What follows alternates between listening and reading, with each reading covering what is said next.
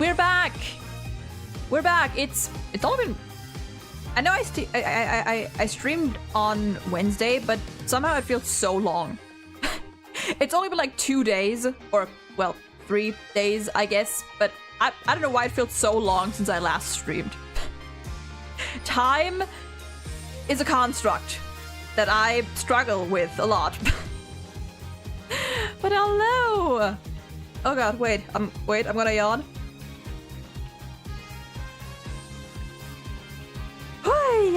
I am tired. Time isn't real. You're absolutely right. And hello, Key! Hope you're doing well today. Oh, boy. Yeah, no, I was gonna stream yesterday, but I woke up at like... I woke up around the same time today. I woke up at like 1:30, but somehow I was just so tired. Like I had no energy to like go live, and I was like, you know what? Fuck it. Australia had daylight savings end last weekend, so I'm simply suffering and adjusting. Oh right, isn't there? Oh wait, did we have that already? No, we didn't. I never keep track of when fucking times change. Actually, when is that over here? Hold on. Hold on. Now I'm curious.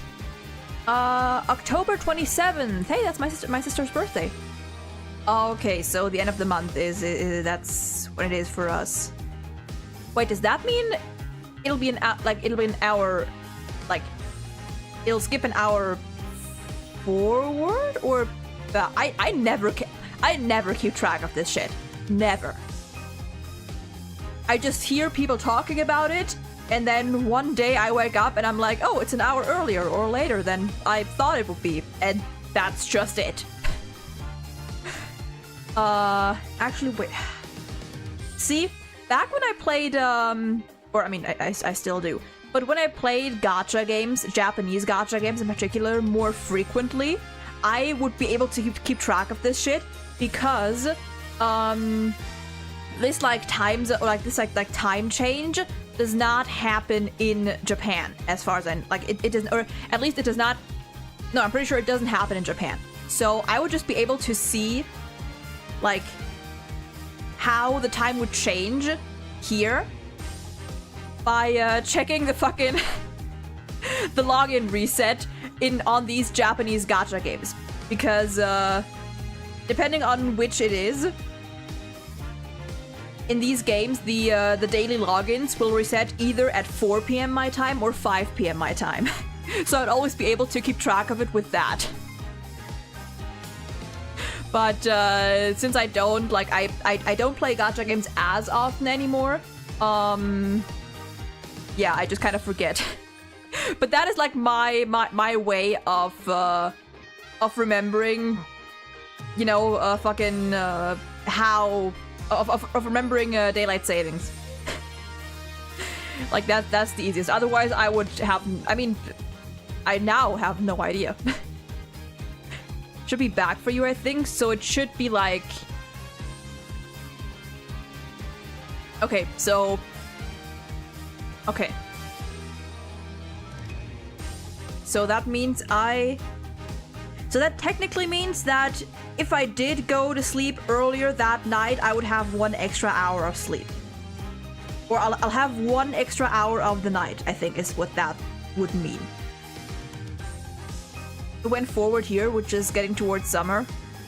I also always get confused with like the skip like forward and backwards, because like forwards means like an hour later, like from 6 to 7 or something, like up. Backwards means down. But for some reason my brain always has trouble like keeping up with that. You know what I mean? Because when I think forwards or forth, I'm like, that could also mean it's going like down by 1, you know? It's weird. Time is weird. Time is fucking weird. I don't get time. Oh boy. Wait, actually, did I announce announce that I went live? I think I announced that. Yes. Did I change the thumbnail? I think I did. I'm just gonna assume that I did.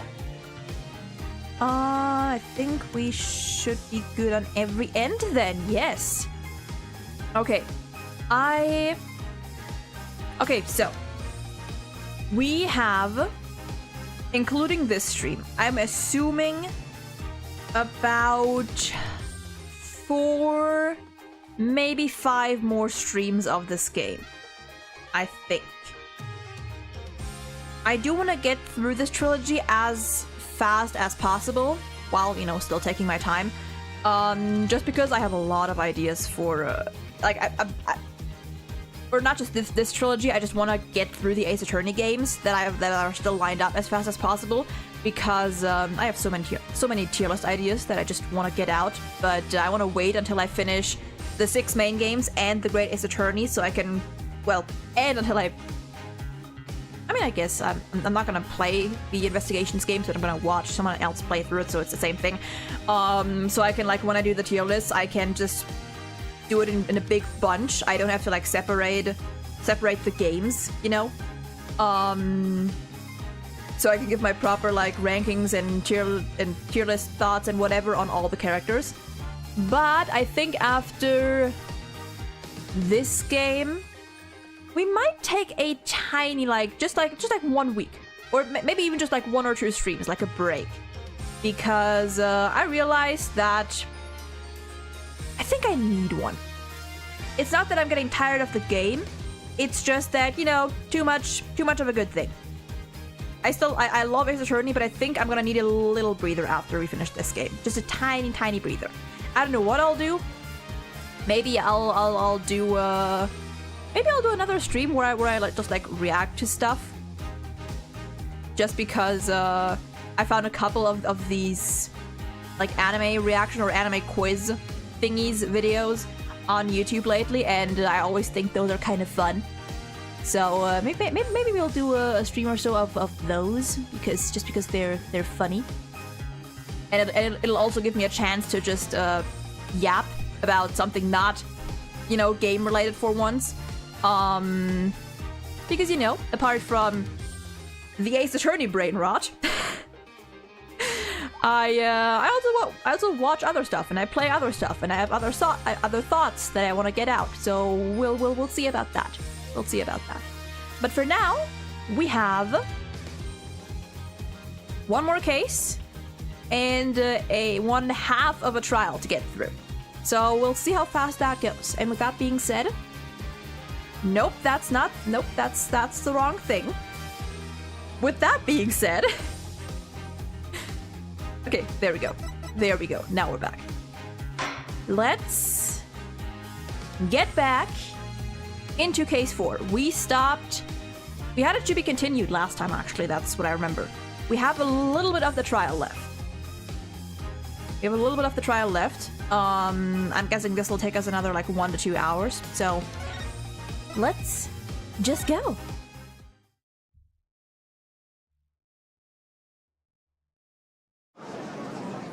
All right, and we're right back into it. Okay, where exactly did we leave off? Something. Were we accusing Cosmos? We might have been accusing Cosmos. Director Cosmos, a new possibility has been presented by the defense. They are claiming that you were this 3rd person. Okay, that's where we're at. Forgive me, I'm so sorry.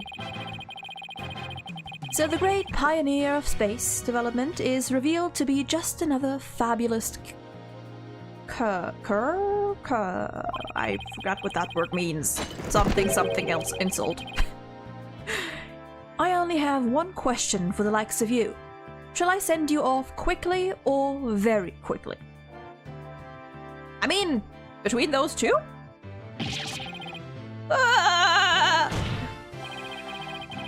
The evidence doesn't lie, Director Cosmos, so don't try to talk your way out of this.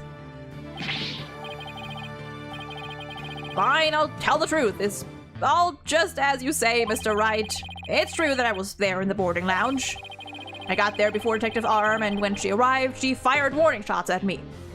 Okay. I was afraid people would mistake me for the killer, so I escaped to the control room. Then I went past the elevators and all the way around to boarding lounge 1 again.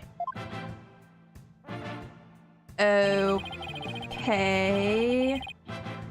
I came up behind Detective Arm and pretended to be the second on the scene. Let me check something real quick. Okay. What a troublesome old man you are, with such convoluted deeds and thoughts. I see. So then, are you still insisting that you did not kill the victim? Well, of course I am. When I arrived at the lounge alone, I saw the true killer. The great Yuri Cosmos was a history-making witness. Did you? Now hold on just one moment. We just proved a few minutes ago that the third person that Mr. Starbuck and Miss Aura Blackwell saw was you. I mean, to be fair, I don't think we... It wasn't me, I saw the person as well. If I were the killer, why would I lie to cover for Starbuck? I guess that's a fair point. I would just leave him to take a fall. Blah, sentence. That is an excellent point.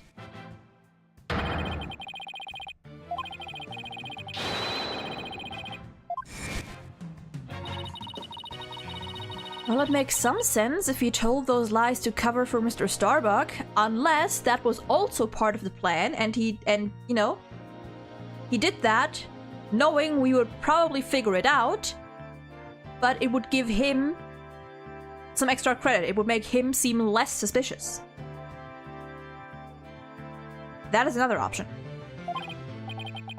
Still, a lie's a lie, Athena. So, Director Cosmos claim... Is it director or director? Director. I don't know. Director Cosmos claims he's not the culprit, but where's the proof? Ah, I just remembered. I have an alibi. You do? Miss Blackwell said that she saw the killer at 10 a.m., correct? Yes, and... Well, I was on the 4th floor helping with the evacuation effort. Ask any member of the staff you'd like. They'll corroborate me. The director is not fibbing to the court. For once. I confirm that he has an alibi for the time specified. So, you're claiming that Miss Blackwell saw the killer commit the crime first at 10 a.m. And that you arrived at the lounge after that. So when would that have been? And I believe the person I saw is the same person that Miss Blackwell saw. Although it was pitch black, so it was more of a shadowy figure and less of a person. I'm moving my head around so much when I talk as Cosmos. Like every syllable, I'm like a fucking chicken, just. And I couldn't actually see their face, but it was definitely the silhouette of an Earthling. As long as he has an alibi, we can't very well claim Director Cosmos was the killer. No, we can't. Then again, maybe we don't need to yet. I wonder if he was really covering for Mr. Starbuck. Your Honor, the defense moves to have the director testify about the person he saw. Very well. Director Cosmos, your testimony, please.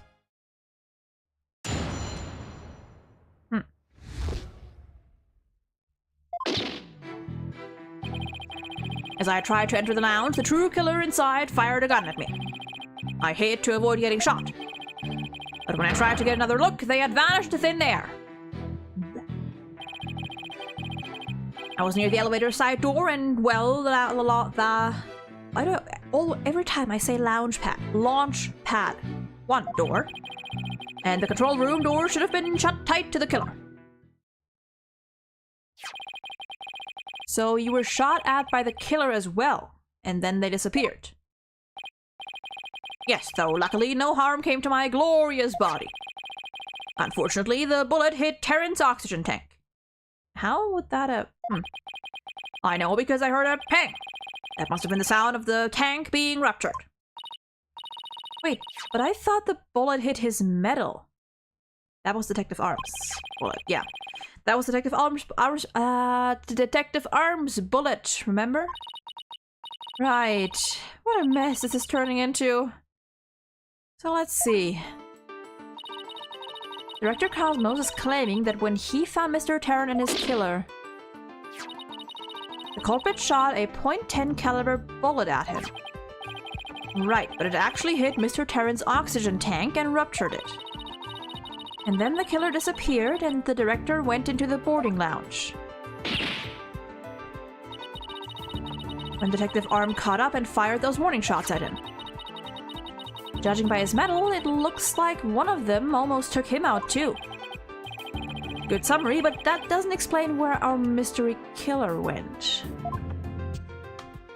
I wonder, is there any other way from the launch pad? I mean, it would be very risky. But is there a way?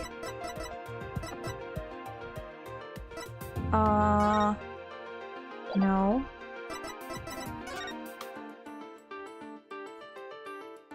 I mean, yeah, no, that's the elevator.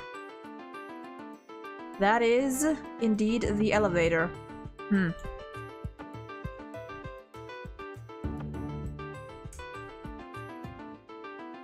Okay.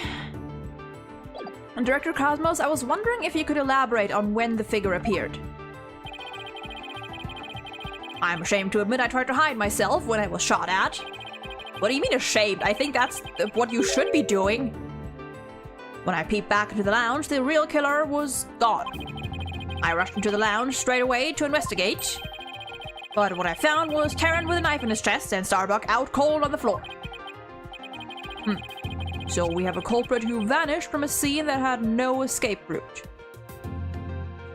What if they used the fucking trash chute? I don't know. I'm grasping at straw. I'm just throwing out suggestions here. You know what? It could be. Vanished without a trace. It's truly like one of the great mysteries of the cosmos. Okay. A riddle of the ages indeed. But I'd rather know how a thieving leech such as you can be lauded as great. Jesus. Oh dear. A great man is always misunderstood in his own time. I don't think that applies here. But he must remain true to himself even if those around him don't understand. That might be the first true statement he's said all day. Yeah, I just don't necessarily think that applies in his case, but, you know, he's got the statement itself is not wrong. Jonas, welcome in. Hope you're doing well today. But how do you suppose this person managed to vanish so suddenly? Simple. Because it was Space Boy himself. When he was spotted by the director and Aura, he quickly feigned unconsciousness.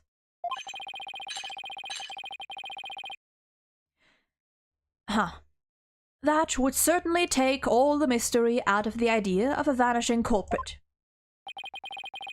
I want to raise an objection, but I don't have any counter-evidence.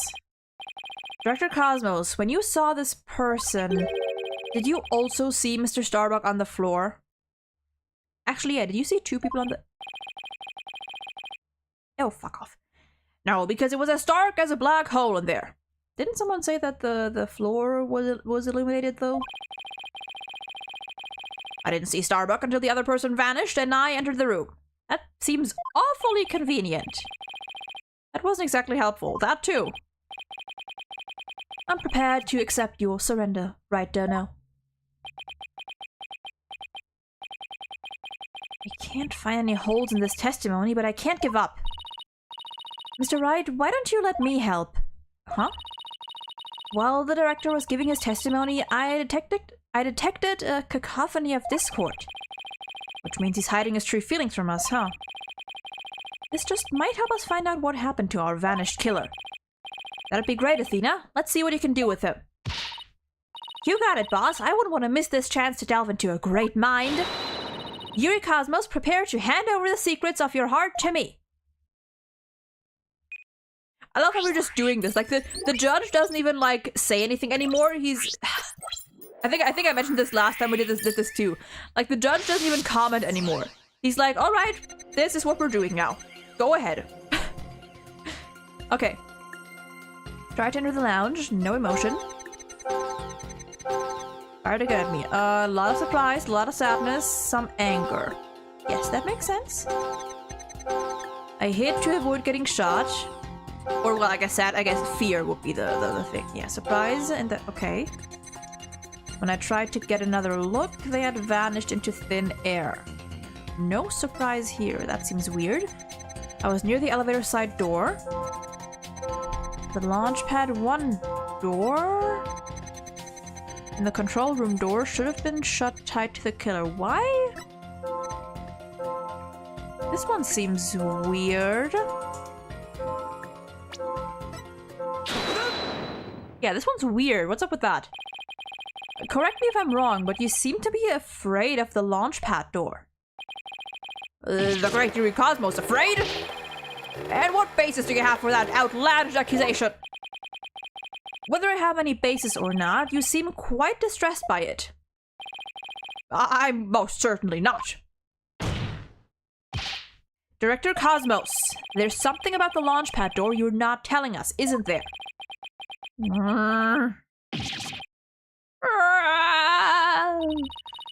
Wow, he's speechless and spinning. Looks like you hit the nail on the head, boss. It's working, boss. One more punch and it'll be a knockout. There seems to be one more emotion that's at odds with his testimony. Go get it. Okay, back to the Matrix it is. Time to pinpoint our way to victory.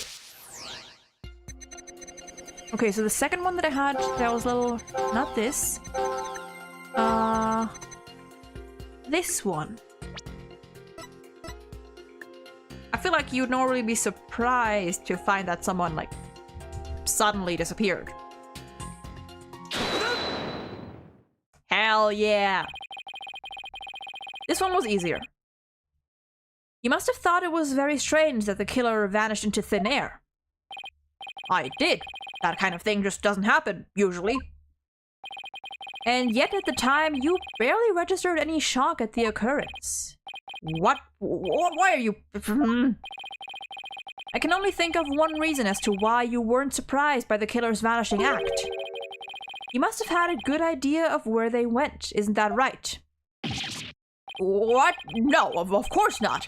That's preposterous. Only I can enter the control room. And the area beyond the launch pad door was filled with smoke, making it impassable.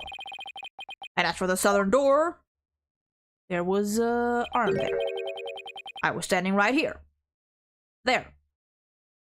Oh. So there was nowhere for the killer to run to. Maybe, or maybe not. You went into the room to check on Mr. Starbuck and Mr. Terran, yes? What if the culprit took that opportunity to silently slip out through the southern door? I highly doubt it. As you recall, right after I entered the lounge, Detective Arm came rushing towards it herself via the southern hallway. Anyone trying to escape through there would have been caught by her. And yet the director wasn't surprised the killer vanished. So you're absolutely sure there was no escape route for the culprit to use? I'll just input those 2 pieces of data and, yes! Just what I wanted to see! Down to 70, okay. Presto! Changer? I don't know. Less Discord! It looks like we're on the right track. Thanks, Athena. Now to make sense of what we've learned.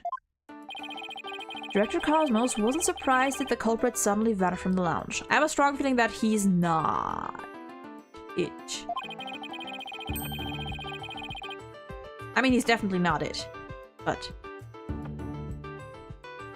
Which points to the possibility that he knew where the killer had escaped to.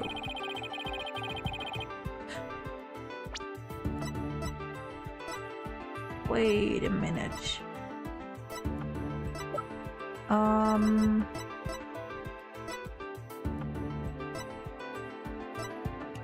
I don't know if what I'm remembering right now is something that we've already heard or something... Director...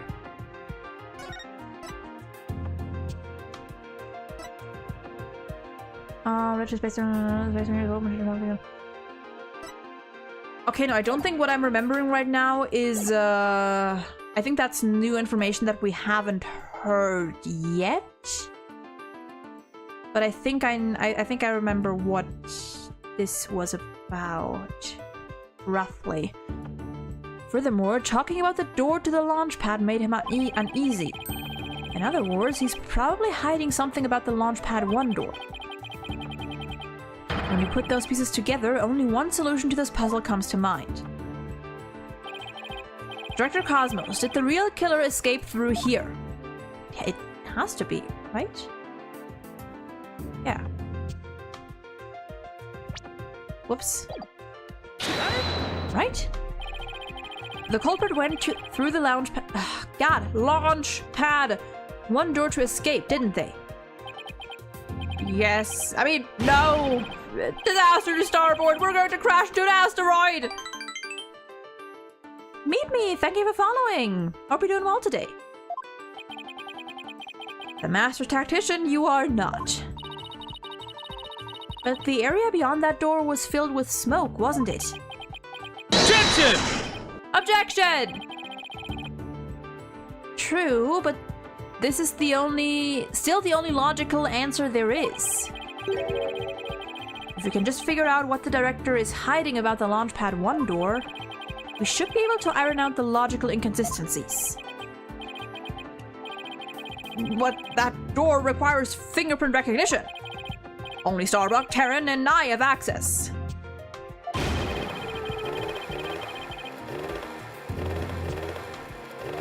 I don't see how the killer could have opened that security lock, do you? What is that emote? That's a funny one.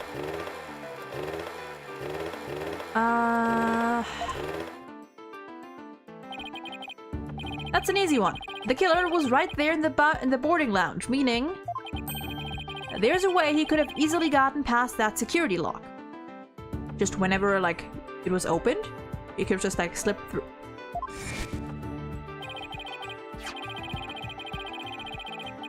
Right, I forgot about that. Come to think of it, we did examine the prints on the fingerprint recognition device. I propose that the killer used this person's fingerprints to get past the security. Oh yeah, right, I'm stupid. He could have just used one of the 2 people present. I'm stupid. Yeah, no, I'm dumb, of course. This person's fingerprints. Which fingerprints did we get exactly? I forgot. Was it I forgot it was one of these 2.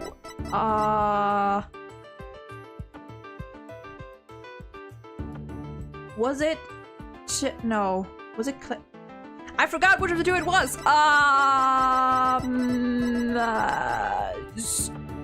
Starbuck when he was unconscious. Yes. That's... Mr. Starbuck was lying unconscious there in the boarding lounge. Anybody could have easily gotten past the security lock by using Mr. Starbuck's prints. And actually, Mr. Starbuck's prints are exactly what we found on the device's screen. Is he gonna spin? Yep. Looks like he does have something to hide about the Launchpad 1 door. And I'm betting it's got something to do with the culprit's escape route. But I don't have enough information to see the whole picture yet. You know, something just occurred to me. Would you like to hear it? Sure? Uh-huh. Oh, yes, by all means. There's a security camera in boarding lounge 1. Right, the one that recorded the victim and the defendant. What about it, Your Honor? If the true culprit escaped into the Launchpad 1 corridor, oh, is he gonna ask about the remaining? Yep. And that might be recorded on the security footage as well. Not a bad idea. Unfortunately, not gonna work. Then the mystery will be solved. What do you think of my logic?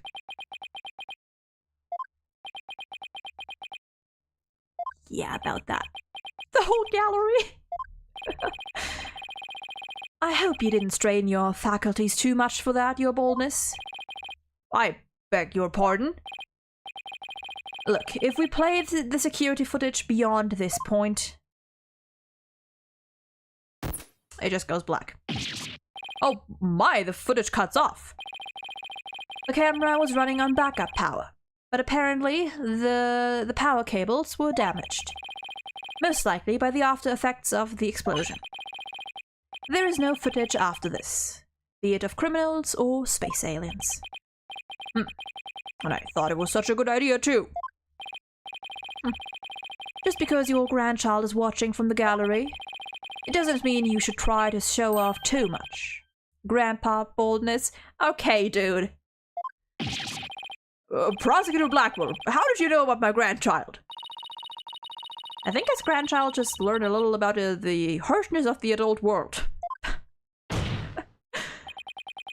Setting aside the issue of grandchildren, I'd like to have the witness continue. Director Cosmos, could you tell us more about when you entered the lounge? If I must. Okay, hit to avoid getting shot. After the killer vanished, I went into the lounge.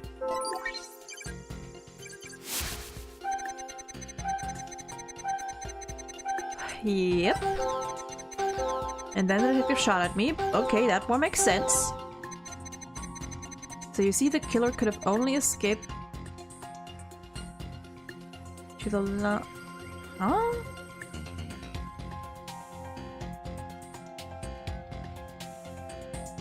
Didn't... Hold on. What do you think about Director Cosmos's emotional response? I think it's weird that at the end there's just nothing. Actually, my cat is really sick, you know. What? Oh, I'm very sorry to hear that. And on top of that, my dog just doesn't seem to want to play with me. Athena?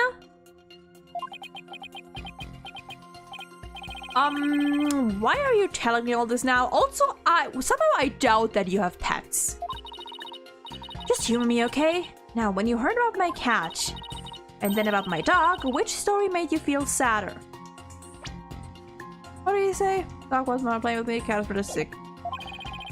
The story about your cat, of course, it's only natural. Exactly, that would be the natural reaction. But there's nothing natural about the director's reactions. I mean, yeah. I think how each individual reaction changes across the whole testimony will be the key. Sounds unnaturally complicated, but that somehow doesn't surprise me. Okay. So, only fear makes sense. Fear makes sense. Surprise makes sense. A little bit of everything besides joy also makes sense. This right here doesn't really make sense to me. Actually, I mean, I guess anger could make sense here. I'm just gonna try this out just to eliminate it. I don't think that's... Yeah, okay, no, that's not it.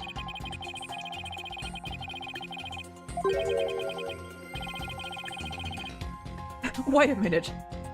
There really isn't anything strange here. I don't know, but I think we made a mistake. I think maybe you're right. Okay. Must be an unexpected emotion here somewhere. Yep. Unexpected emotion or an unexpected lack of emotion? I feel like it should be... Could have only escaped to the launch pad. Okay, hold on. The detective shot at me. This all makes sense, I think. But that's when Detective Arm appeared from the elevator side door. That is a lot of surprise, like a lot of shock. Since we don't get any punishments here, I'm just gonna... I'm gonna sort out the ones that I'm the least certain of. Oh, is that it? Okay. Maybe like the amount of surprise? Director Cosmos, why were you so surprised when Detective Arm found you and again when she fired? I don't know, I feel like this would be a natural reaction? I don't know, am I being a little stupid here? Like, if someone fires at me, I would be surprised. I would be shocked.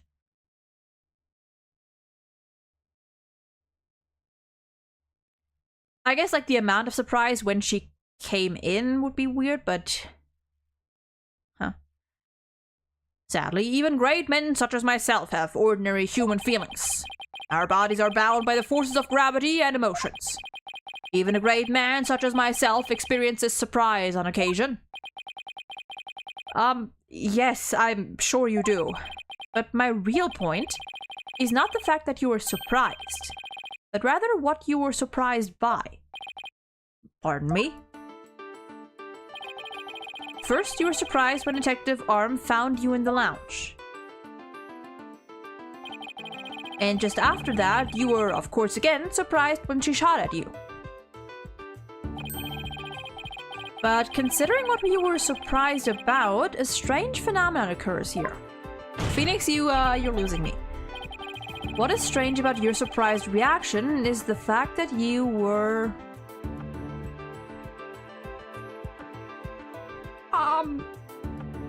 You were surprised twice? You were not surprised by something else? I don't even know what the wrong option here is, so, he's kind of losing me. You were more surprised when Arm came. You were not surprised by something else. Maybe this? But... You know what? In hopes that I'll get the wrong ones. You were surprised when the detective found you, a self-styled great man, and then you were surprised again when she fired warning shots at you. Would such a self-professed great man such as yourself be surprised by such things? Phoenix is cooked. My brain is getting cooked right now. It is my duty to lead the human race into the future, if my life is put in danger. It is also my duty to be surprised and take precautions to save my life. If anything were to happen to me, what would become of the future of mankind? Well, he certainly has a high opinion of himself.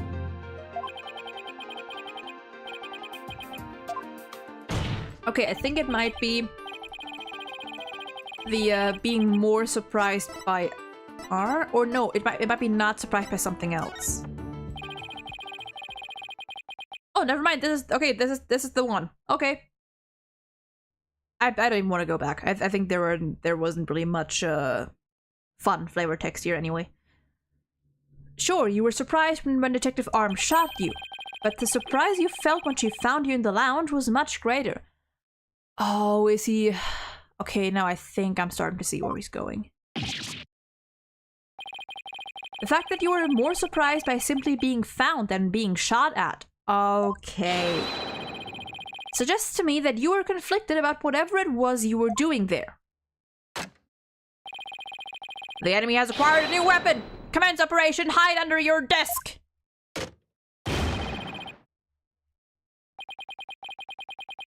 Please tell me I finally sunk his battleship. Your Honor, the client is cooked and therefore they're innocent. 30, still some left. Oh dear. Boss, I'm getting less Discord now. That must mean he really is hiding something about that launchpad door. And whatever he's hiding most likely has to do something with the killer's escape. Has something to do. I wonder what it could be. If he was doing something suspicious around that door. Oh, I forgot about the thingy. The knob thingy next to the finger. Oh. Right, I'm remembering. I am starting to remember. Maybe we can spot some change between before he came to the room and after. Detective Fulbright gave us a photo taken after the crime. Let's run a comparison. Yeah, okay, yeah. And this is how the door looked after the director entered the lounge. Hey, look at that! There is a change. Something's definitely different. Okay. Director Cosmos. What is it? What have you been up to over there? Finding the answer to what you were doing when Detective Arm found you, that's what. And that answer lies clearly in this footage. All we have to do is compare it to the photo that was taken during the investigation. Don't be ridiculous. If you really do have an answer, you'd have pointed it out already. He's asking for it. This is what changed directly after the incident. The knob thingy. The answer is this knob.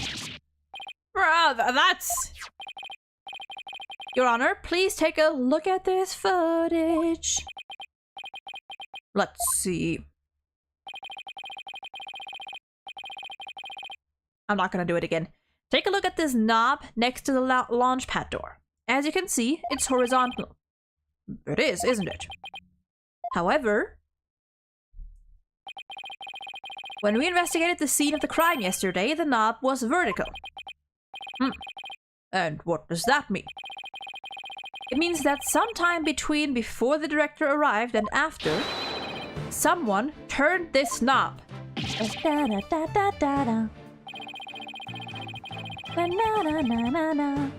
After the scene was discovered, you were the only one who could have turned the knob. Come on now, Director Cosmos, let's hear what you have to say. What were you trying to do by turning that knob by the door? Fine, I admit it. You're right, I did turn that knob. That knob is a safety lock meant to keep the launch pad in place. Okay, maybe I'm right. Didn't...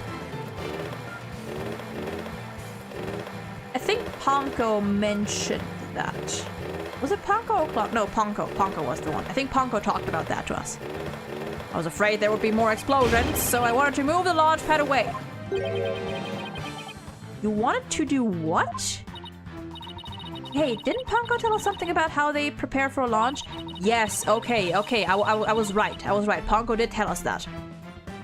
She said that once the launch pad's fully assembled, it's moved to the launch site. Yes, okay. But the safety lock in the boarding lounge has to be disengaged first.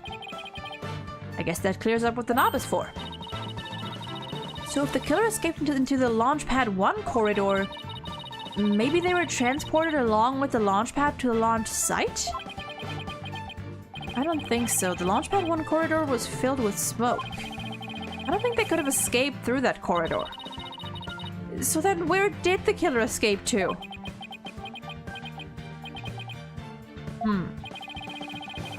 Guess there are still some things we have to uncover.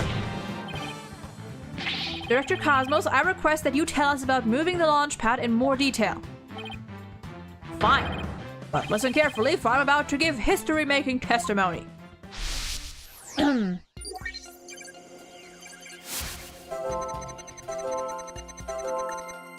Okay, Joey here.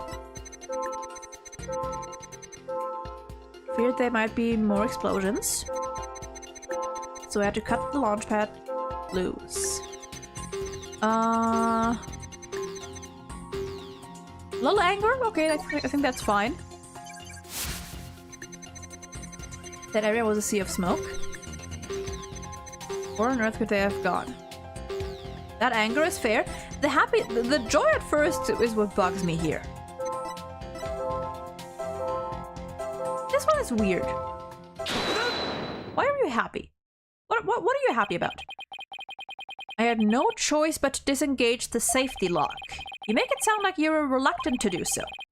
And yet when you did it, you felt some joy. It's as if you were very pleased with yourself. How did you do it? How do you know everything as if you were there? Pretty impressive, isn't it? This is the power of analytical psychology. Well. So, care to explain why you felt joy when you disengaged the safety lock? When I think back on the facts we've discovered up until this point, I have to believe that you are trying to fulfill some hidden agenda. How do you know about that too? Because I'm more or less a pro at guessing. Also, what do you mean, more or less? Why, you have no proof that I had a hidden agenda. And even if I did, I would never, ever tell you, so there. I know they say people regress as they grow older, but you, sir, take the cake. And how could you doubt a man with such great intensity, intelligence, and integrity? Thank you, Simon. Well, actually, wait. You, a man of integrity? Don't make me laugh. Prosecutor Blackwell? What came over him all of a sudden? You've spouted nothing but falsities since you stepped up to the stand. You're not the kind of man that will be glorified in the annals of history. Not for greatness, anyway. Unless you consider greatest bare-faced liar an honor. Damn, okay. Liar? His words bite harder than his blade. You moved Launchpad 1 after the explosions? My, how naive you are. You fail to realize how even the facts themselves have betrayed you. You know, just a thought, but modern English can be your friend.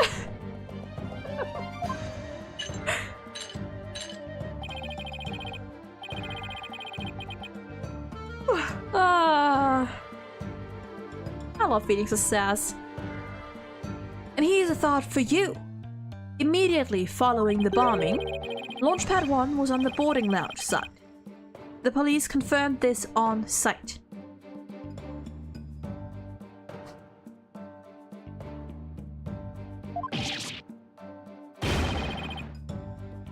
Liar! He's still caught up on that. So that means the director didn't move the launch pad? Maybe it was just the other way around. Maybe he just moved it the other way around. Pass my judgment for calling history's greatest liar to the witness stand. Let us leave him to indulge in his lies and war games to his heart's content. He's still on it. But it doesn't make sense. You can't deny that someone turned that knob. And once the safety lock was released, I'm sure the pad must have went somewhere. If we chase down the truth of this issue, we just might find where the killer escaped to. Ah! Oh, did he just fucking slice me? You're sure it must have went somewhere? We just might find it? Your arguments are nothing but conjecture, bluffing and wishful thinking. Listen, you're right, but you don't need to say it. Stop chasing your fantasies and see reality for what it really is. Or are you not man enough to, boy? My guy, I am 6 years older than you. You are 28 and Phoenix is like 34. Take it down a notch. Talk about hitting below the belt. Youngins these days. I don't understand that. I'm sure Director Cosmos must have moved the launch pad. Jesus. The knob was definitely turned after he came to the lounge. But the lounge pad is right where it's supposed to be.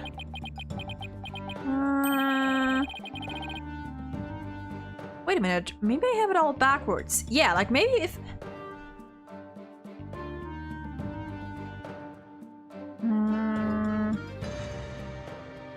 Wait a minute.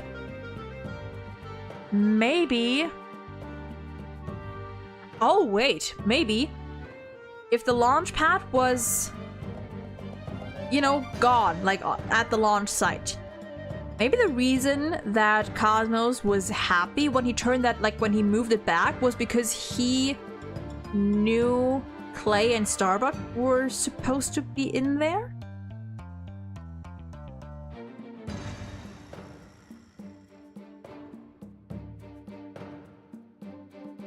I don't know. I don't know what to think about how much this guy really cares for his employees.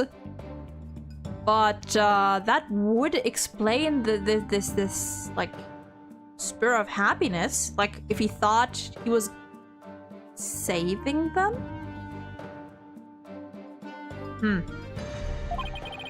What if the director turned the knob not to move the launch pad away, but to bring it back to where it was supposed to be?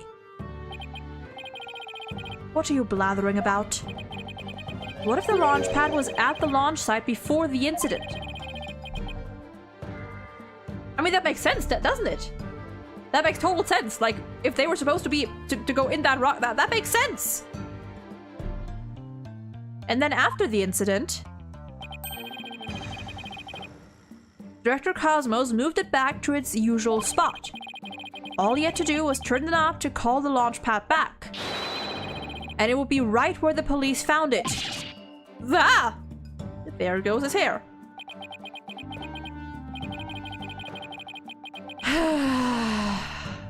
What? Fucking, are you Starbuck now? A moment. Okay. You made him sigh like Mr. Starbuck.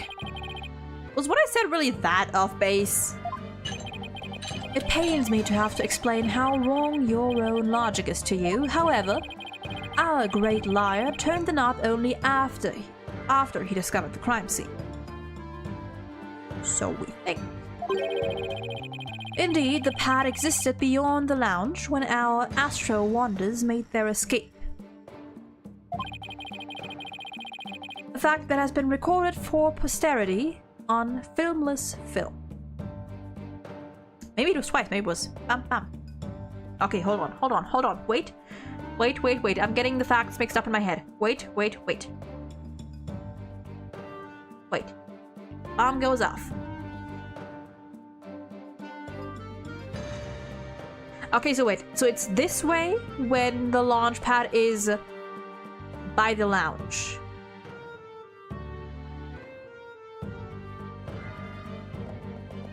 I feel like we're having like somewhere like the order of events is messed up.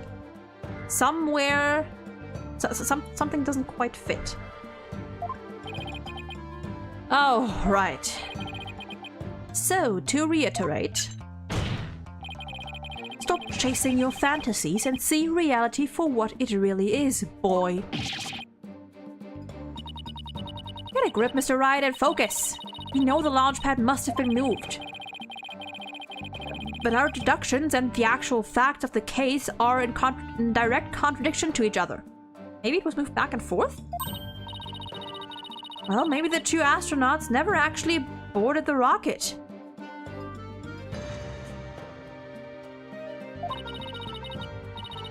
This footage could be fake, taken with body doubles after the incident or something. I don't think that's it. On second thought, that's too far-fetched even for me. I mean, to be fair, we are unable to see who exactly this is. Never actually boarded the rocket.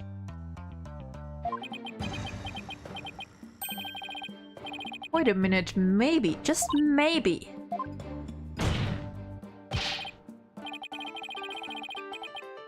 That was a sudden switch to that music. Prosecutor Blackwell, what if I told you that the two astronauts never set foot inside the launchpad area but instead went into another place?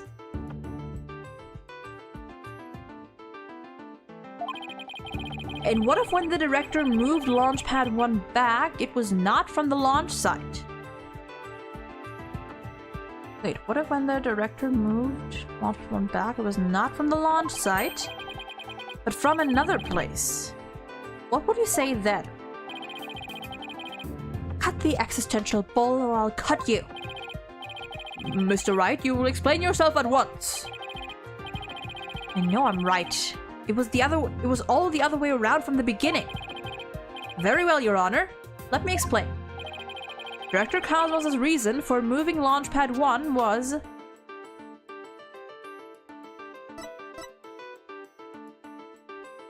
Oh. Oh.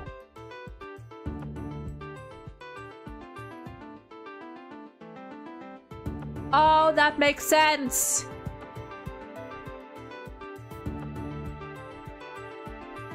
Let me see if these two options... Actually, you know what? No, we're gonna take a break here. Because ads are gonna run on Twitch soon. So we're gonna take a quick 10-minute break. And after that, we shall return and continue this. So until then, until in 10-ish minutes.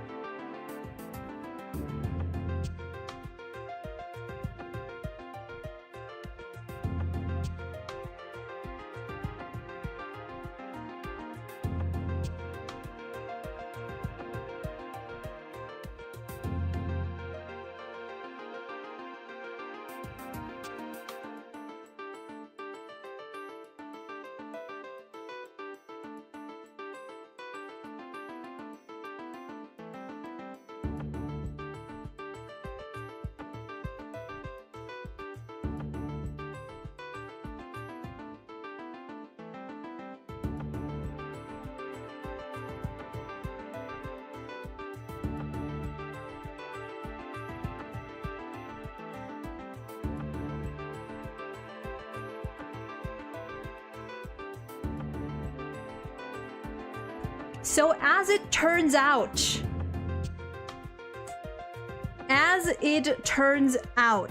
why are my headphones all tangled up? Hold on.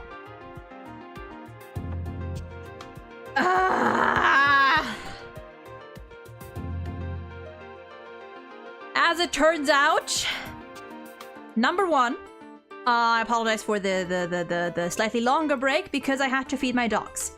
My granddad is out of the house and I don't know when he will be getting back, so I just took care of it now. Number two. Apparently YouTube chat died once again, not just on the stream, but also on my end, even though it clearly says, this fucking program clearly tells me that it's connected to the YouTube chat.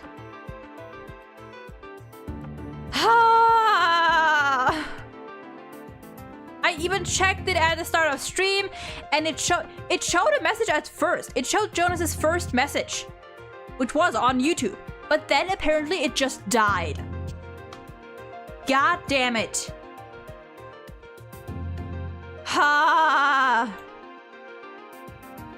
And it says YouTube is connected. Do I just have to reconnect?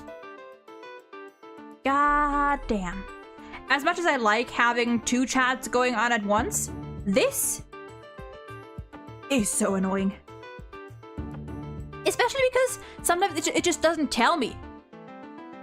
Like, on my end, it says that the YouTube account is, like, the stream is connected, that everything's working. But apparently that's just not the case. Apparently, that is not how we do this.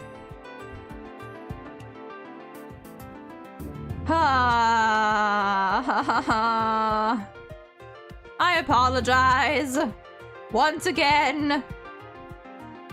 I mean, ideally... God. Maybe I just...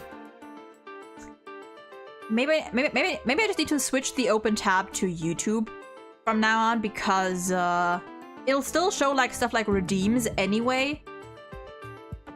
But also then because of the ad breaks. I only have 2 monitors. And now it doesn't want to connect to YouTube. And now it does not want to connect. Because of course, because why would it? Okay.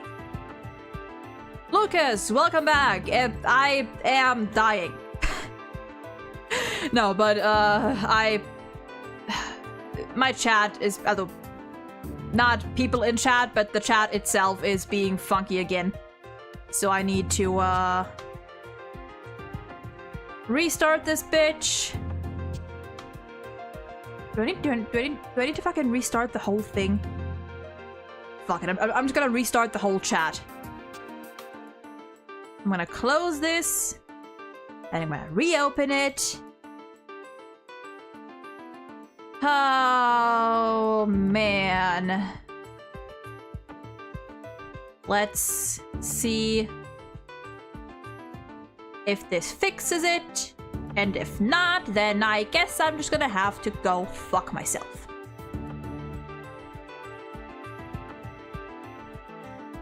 Anyway,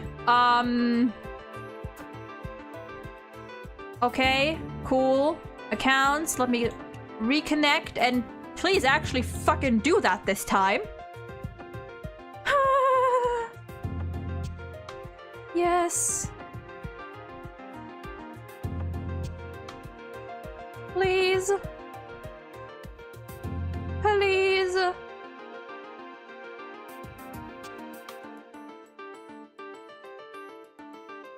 I am experiencing violent urges because it does not want to connect to my YouTube stream.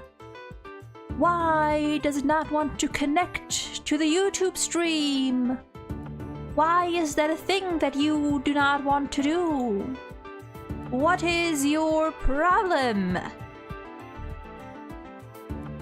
It is not okay, it is not working. Technology. Technology indeed. It's just eternally loading. It is eternally loading. Do I have to refresh? I literally restarted the whole thing.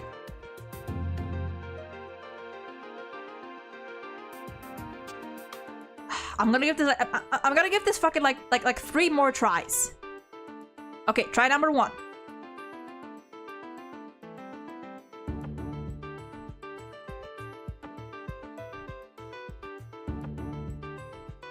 You know what? What if I just... Okay, hold on. Hold the phone. What if I just close... I need to end this thing altogether. End a task. We're gonna do it like this. Okay, and now we're gonna do this again. We're gonna open it up again. I'm not gonna move anything. I'm just gonna let it do its thing until it's opened. Not gonna move anything. Okay, now it's open again.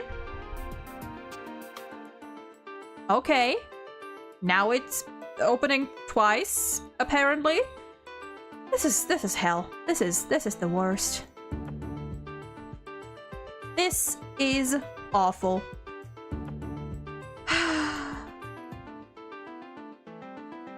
And why would a stream ever go as planned?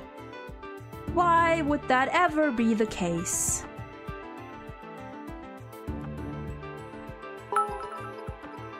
Why Enjoy the bit, never give up.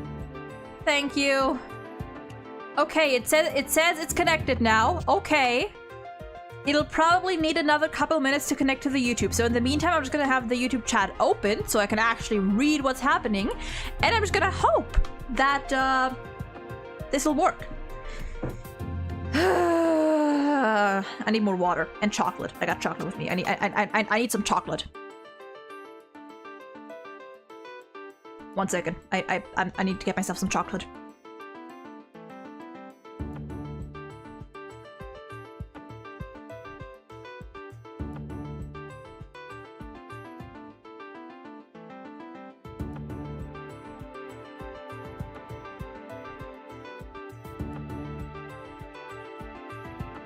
Alright, I got chocolate.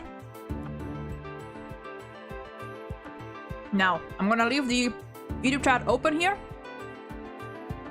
Okay? And I'm gonna hope that in a couple minutes, the YouTube chat will be showing up on screen. It normally takes a while, so I'm expecting that, but in general, it should work. Anyway, I think we saved right before this. So, Director Cosmos' reason for moving the body, the launch pad 1 was... I'm gonna go with the likely wrong options first and just skim through them, see if there's any fun dialogue. Number 1, to hide it. Let's see.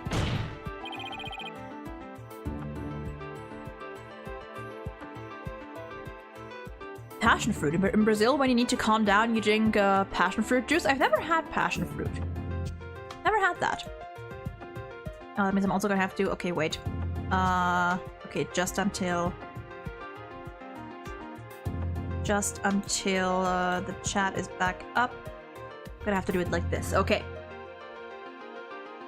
He wanted to hide Launchpad 1. Well, suppose he did move it. Where in the world would he hide it? I doubt it could truly be hidden.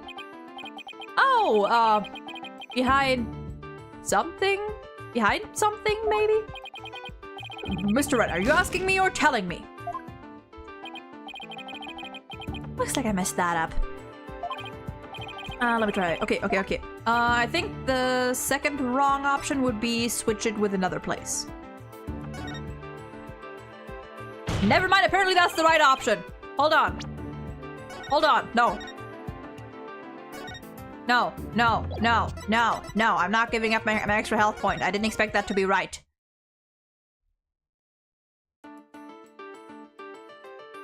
Yeah, I did notice now. Okay, apparently Trap the True Killer was okay, I guess. Oh wait, no, if you switch it back. Never mind, I'm stupid. He wanted to trap the true killer. Wasn't that actually what I thought was right? Whoops.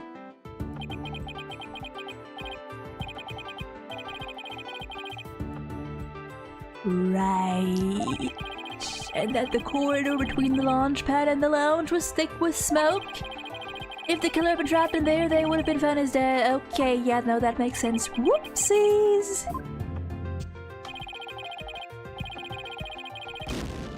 Oops. Okay, let's redo that. Actually, no, you know what? I'll take that one because that was a genuine mistake on my end. I was busy giving bro these hands and sparking 0. Yeah, hold on.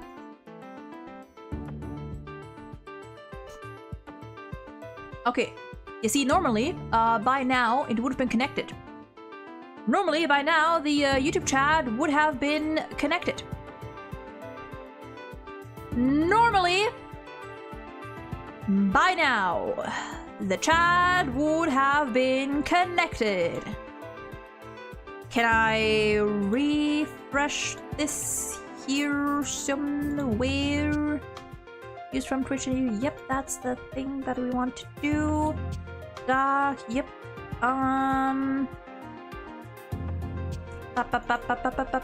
Refresh. Refresh.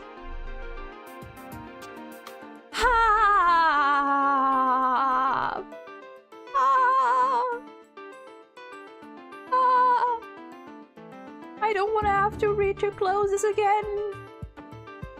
What if I just do the... Okay, because the thing is, it's not even showing up on my end. That's the problem. If it just wasn't showing up on stream, okay, fine, that sucks, but that's one thing. But even on, like, my OBS stock, I can't see the chat. So that is the problem here. That is a problem. So I'm just gonna close that again. And we're gonna try this again. I'm gonna have another thingy of chocolate.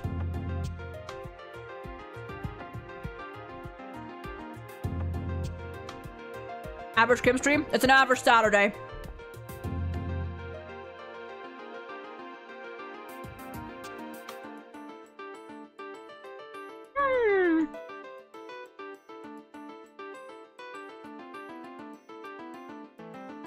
Okay. Next attempt.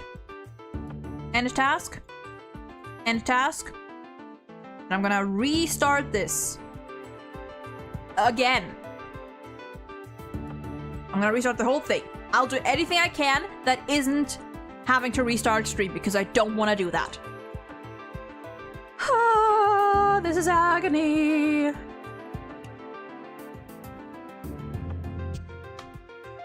Zen.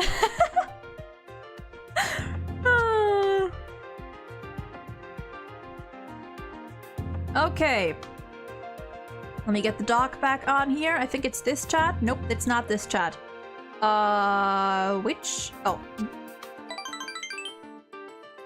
Huh, meet me. Thank you for subbing to the channel. That's lovely of you.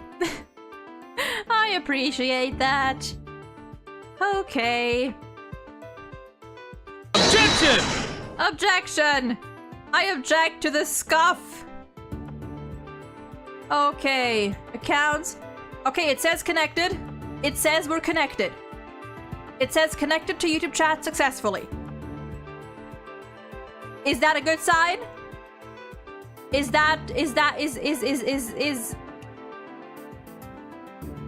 God, please tell me it's working now. Oh God, I need a test to see if it's working. Let's check. Okay.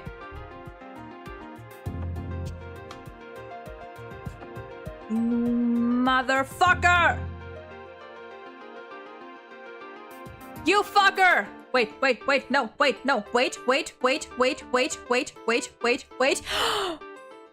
Thank God! We're back! We are so back! I'm starting to sound like Starbuck myself. Ah, God. I'm gonna start sighing. I'm gonna start minute-long sighs as well. Okay, we're back.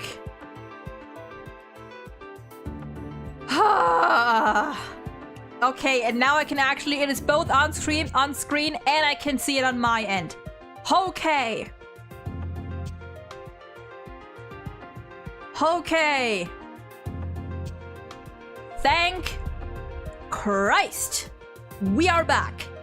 That only took like almost 20 minutes, but it's fine. Well, 50 minutes.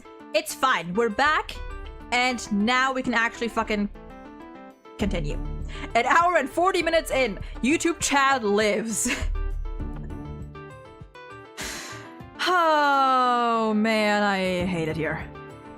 I hate it here. Anyway, now with that out of the way. Okay.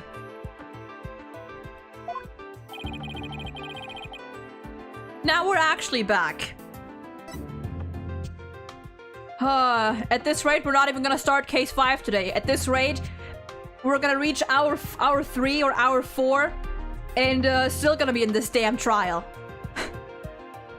Anyway, moving the launch pad to switch it with another place. Okay. Because you wanted to switch it with some other place. Jesus Christ. I apologize, but also it wasn't my fault. Oh, man. I'm sorry, but did you say switch it? But what could he possibly have switched the launch pad with? I'm guessing the thing that's on the other side. Oh, you'd be surprised, Your Honor. All it takes is a little thinking outside the box and the answer becomes clear as day. This is what was switched with Launchpad 1. The museum.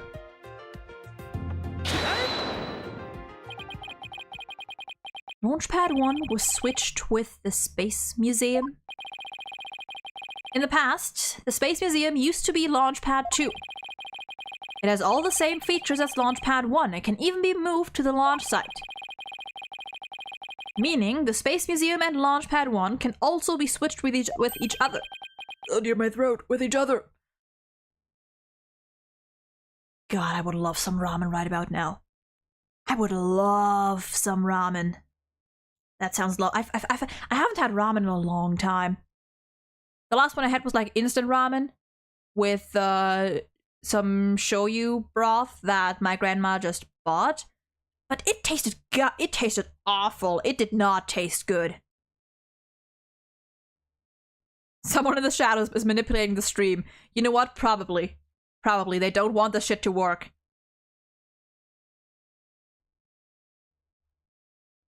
I do kind of wish it was called Apollo Justice Dual Destinies. But you know what? I guess it makes sense because, as you might recall, Apollo died in case 1 twice. Actually, no, he died once in case 1, and then he died again in case 2. So, I guess it makes sense. You know, can't have a dead person. Can't have a can't have a game named after a dead person. You know, you can't. What are you doing? No. Okay. The rocket the astronauts boarded was not the one on Launchpad 1. It was the one in the Space Museum. Isn't that one a replica? Didn't they literally say that one was a replica?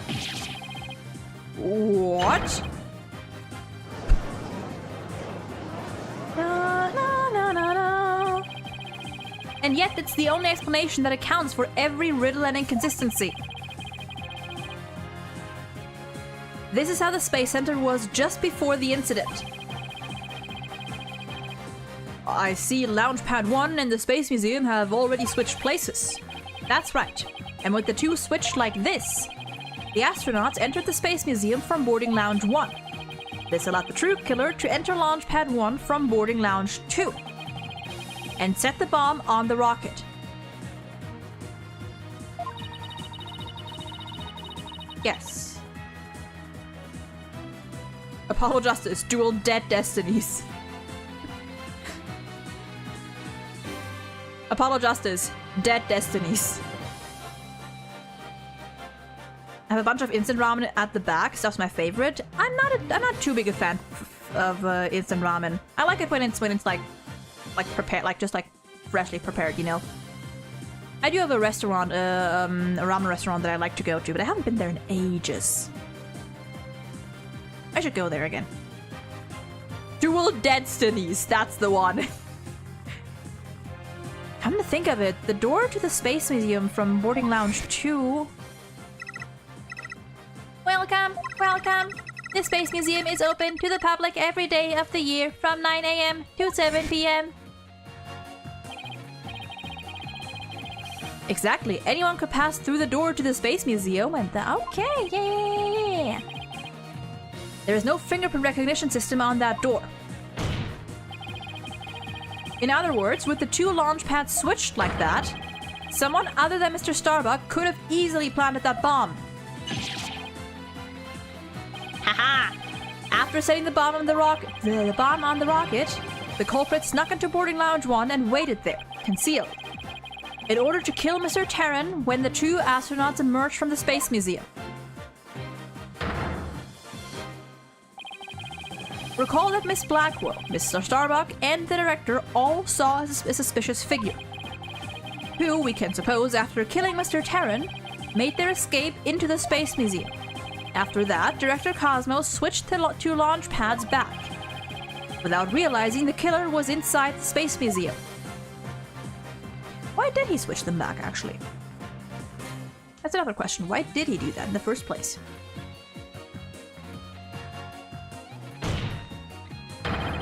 I had breakfast, cinnamon raisin bagel, and yogurt vanilla. That sounds nice. I hate cinnamon, but good on you. The killer then left the Space Museum and made a clean getaway. Right, Dono, I see you know how to handle a sword, and handle it well. Why, thank you. Perhaps I should call you Sword Master Bluff? I think Gumshoe eats instant noodles, not ramen. I think it's pretty much the same. Well, not exactly the same. But I mean, it's very similar. Well, meh. It's noodles. It might also just be a localization thing. Just like fucking the hamburgers. I'm a seasoned warrior who has cut down many a prosecutor. But unless you can prove your theory, it's no better than a rusty sword. That's right, you have no proof I switched the launch pads. Somebody needs a better anger management counselor, or even one at all. If the launch pads really were switched, there might be a record of it somewhere. At this point, Launchpad 1 and the Space Museum were switched with each other. Yeah. So the corridor beyond the door should be the one that belongs to the Space Museum. Let's see, this is an image of the Launchpad 1 corridor. Okay. Do you see anything different when we compare it to the security footage? The number on the... Oh... Listen, I know no one's gonna believe this, but I had a thought at first, like... I had a thought very early on, when we saw this footage right here. I had a thought that, like, this behind... You know, behind, who was that? I think it's Clay. Behind Clay's arm, looked like the number 2. I had a thought that that was gonna come into play somehow. I just didn't know how. But I did think of it. And now we know how.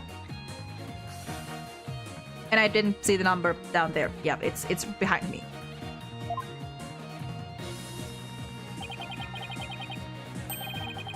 Well, what do you know? It looks like we have your proof after all, Mr. Prosecutor Blackwell. And if this is just another bluff? Oh, don't worry, it's all right here. Right in this footage. Prove that beyond this door is the corridor to the Space Museum. Cut the existential bull or I'll cut you is such a funny line. Very well then, answer this for me if you would. What in this footage proves that the corridor belongs to the Space Museum? I will prove that to you after I take another bite of my chocolate.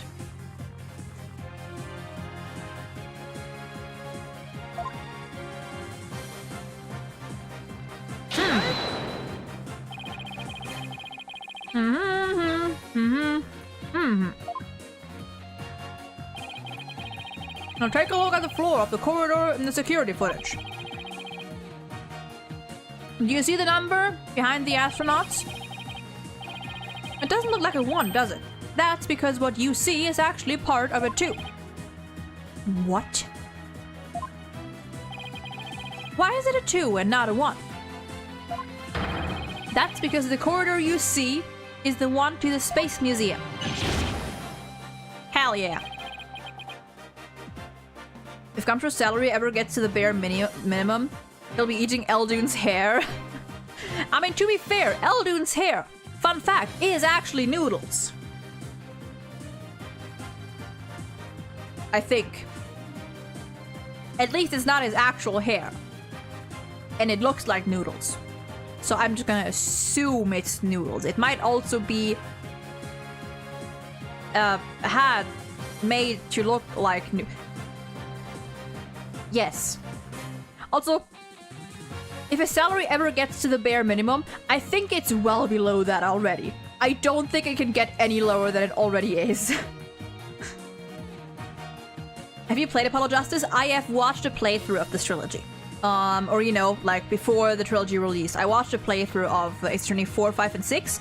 But I'm playing through it again to, one, re-experience it, and also just get like a proper feel for all the characters and the cases and stuff, because in my playthrough I skipped back and forth a little bit, you know, because I was mainly focused on the story. I wasn't paying too much attention to like the trials and the little details, so that's why I'm playing through this here on stream again. And so that means the corridor in this footage was not filled with smoke. That's right, because the explosion didn't occur in the Space Museum. It's a minor detail, but I won't say it due to spoilers anyway. Thank you, I appreciate that. Chances are I know it, or you know, after if it's just related to this game. Unless it's an Ace Attorney 4 spoiler. If it's Ace Attorney 4, feel free to say it, because we've already played this on the stream. If it's not past the point where we're at now, I don't mind, because we've already gone through Apollo Justice, and you know, we're at case 4 of this game. Yeah, if it's a spoiler from the last game, I don't mind that, because we've already played it on stream. I don't mind that.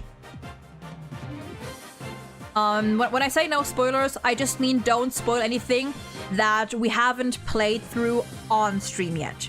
That's what I really mean. Yeah, his noodle hair is effectively a wig. Yeah. Okay, that's what you mean. Yeah, it's a wig. I wouldn't be surprised if he's just wearing actual noodles that he's just like glued onto this bowl or something. That would also be kind of gross, but I would not be surprised.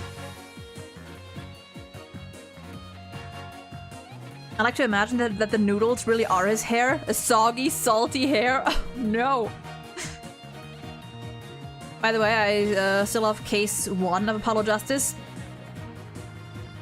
Case 1 of of Ace Attorney 4 is still one of my all-time favorite cases. It's so good. I love it.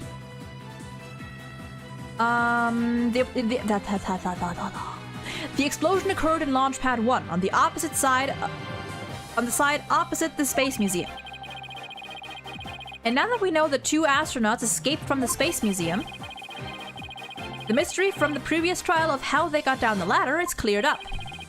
Mr. Terran, carrying Mr. Starbuck, simply took the elevator from the upper level down to the middle level. Just incredible. The 2 launch pads were actually switched. Eldune's specialist is cultivated hair. No, ew, no. But you'd think someone would have noticed an event of this magnitude. Everyone was down in the basement shelter when the launch pads were swapped back, and also everything was going to shit. I don't think anyone would have paid attention to that. There's no way anyone could have known what was happening on the surface. Whee! And there goes the remaining noise.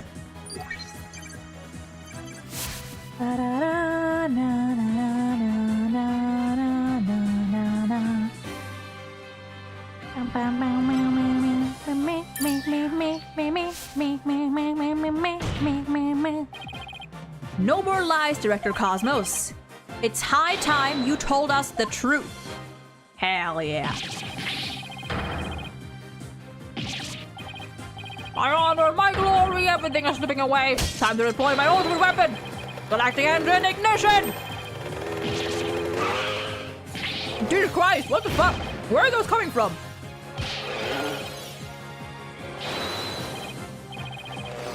My stars, my glory! What is happening?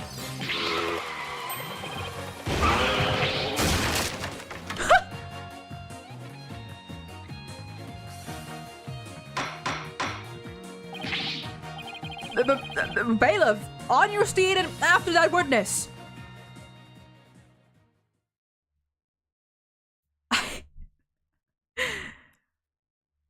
Well, and he's back.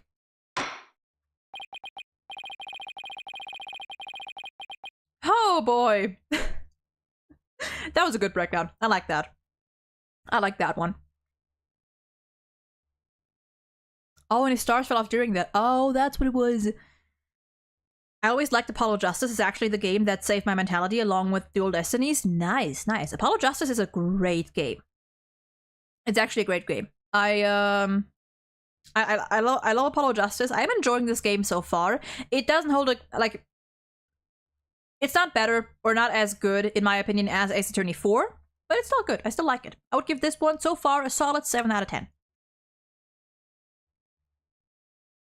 Is it a first for a witness breakdown? Like a proper witness breakdown? Is it? I don't remember. Huh. I see we managed to retrieve you before you came to any bodily harm. Director Cosmos, do you admit you switched the launch pads? I admit it's true. I switched launch pad 1 for the Space Museum. It is good to hear words that I can believe for a change.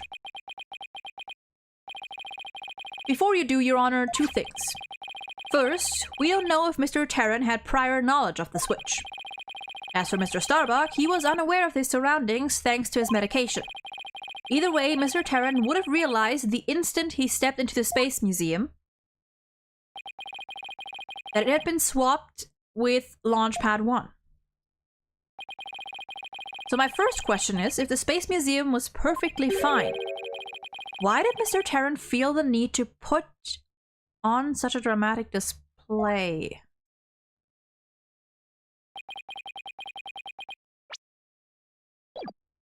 As for my second question, I'd like Director Cosmos to tell us why he switched the 2 launch pads to begin with. Please, I can't. I exercise my right to remain silent. But I will say my hands were tied. Oh. I was only doing what I could to keep my men from getting caught in that blast. They did say they got a warning, didn't they? The director is terrified. He must have one heck of a reason for not wanting to explain why. Probably not a good time to try and pry it out of him, huh? Excuse me, but would you mind if I picked up my stars? Why does that sound so sad? Without my badge of rank, I'm nothing. Why? Oh boy. I mean, yeah, he is. I don't know why that made me feel bad. I don't see why not. Bailiff, help the director retrieve his stars.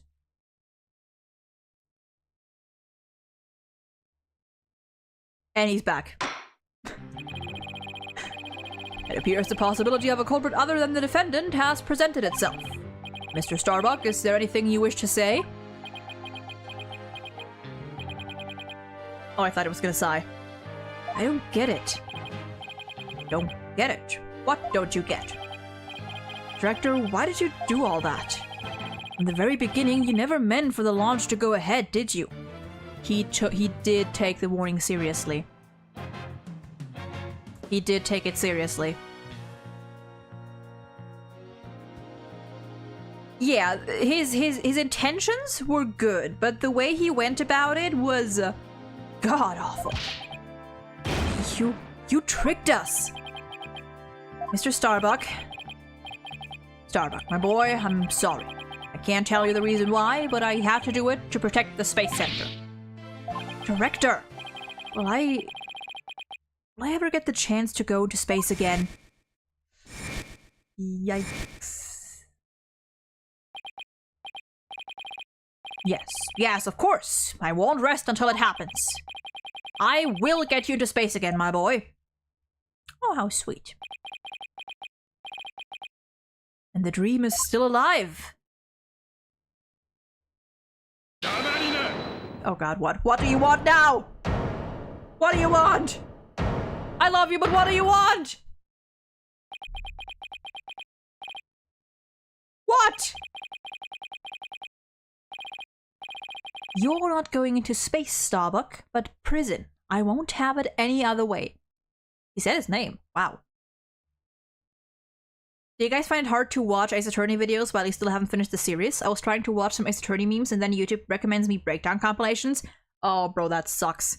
I find it a little hard to watch playthroughs of a game like this, of games like Ace Attorney, when I haven't played through the game myself, because my attention span just doesn't last for that long, I suppose. Like, when I experience this on my own, it's fine because I'm actively engaging with it. But just watching a video, depending on the game, it gets really hard for me to like fully pay attention to everything that's happening, you know?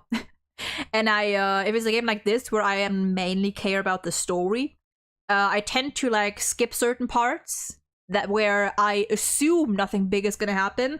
But of course, that'll lead me to like miss minor details that in retrospect are like very much worth it to, you know, watch or to, you know, see people react to. But yeah, that's just my like general attitude with games. I have that problem when I play with Persona though, where I play a Persona game and then 2 days later it'll recommend me character X dies, blah blah blah. Insert date when it happens. Insert thumbnail of them lying dead on the ground. You know? But that's just Persona because people are fucking dumb. As of today, I have played every Ace Attorney game in existence. Ghost Trick is not an Ace Attorney game. I will not fall in corporate trap. What do you mean it's not an What do you mean? What other game is there? There's the Phoenix Wright trilogy, the Investigations Collection, Apollo Justice, the Great Ace Attorney, and Ghost Trick. That's all there is.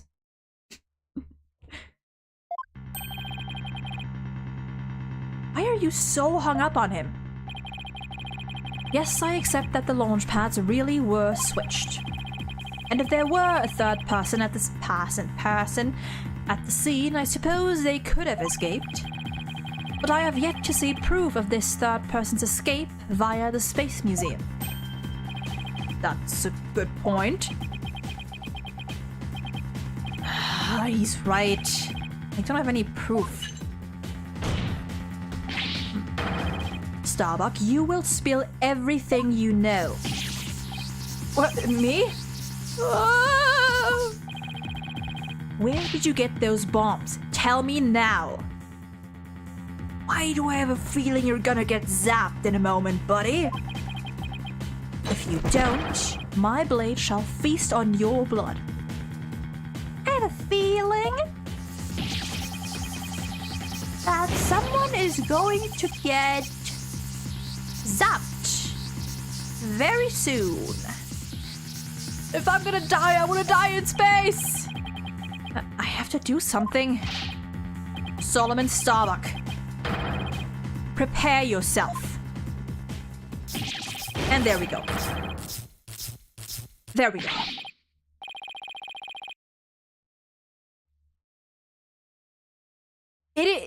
I mean, listen, I get it. He is definitely rushing a lot. He is definitely more aggressive.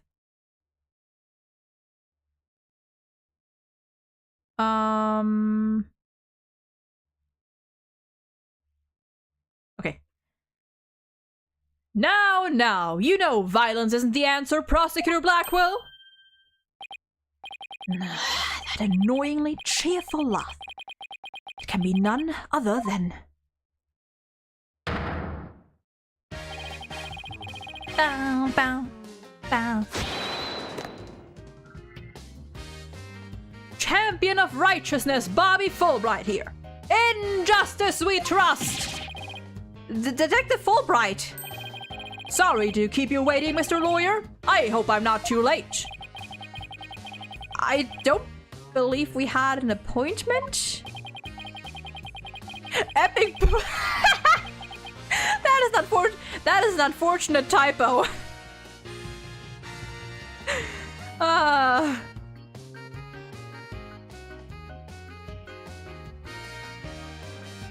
It's a trap to take your money, and you fell right into the trap.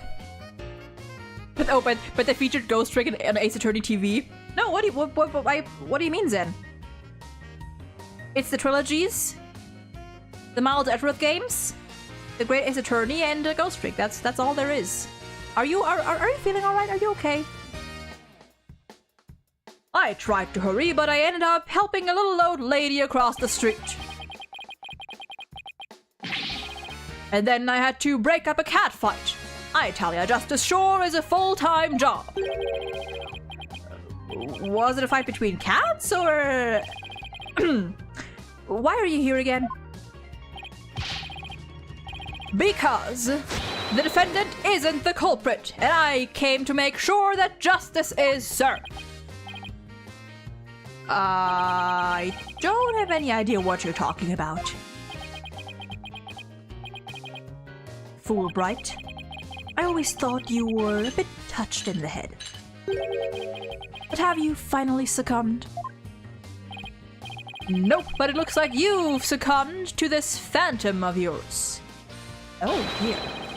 Open your eyes and let the evidence of justice uncloud your judgment. What evidence? Come to think of it, he did say something about finding us some evidence. We did not need a flashback for that. Mystery! Dimension stability check. Stability is a word. I have not played or not gotten metaphor yet, actually. I don't know if I will. Maybe I'll just watch someone else play it, and I don't know. If I get hooked like early on, I might buy it for myself one of these days, but I don't know. Bobby is very cool. I like Bobby. Oh yeah.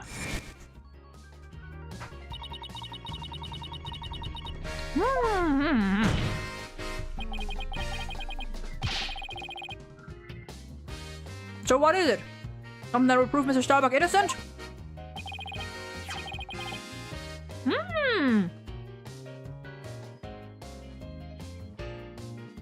That is a lighter. A bloody lighter. It is indeed. Have a look at this. What's this, a lighter? That's right, a lighter thought to have been used by the culprit, no less. The Space Museum's cleaning robot picked it up. It has the victim Clay Terran's blood along with his killer's fingerprints on it. What? Well, shit!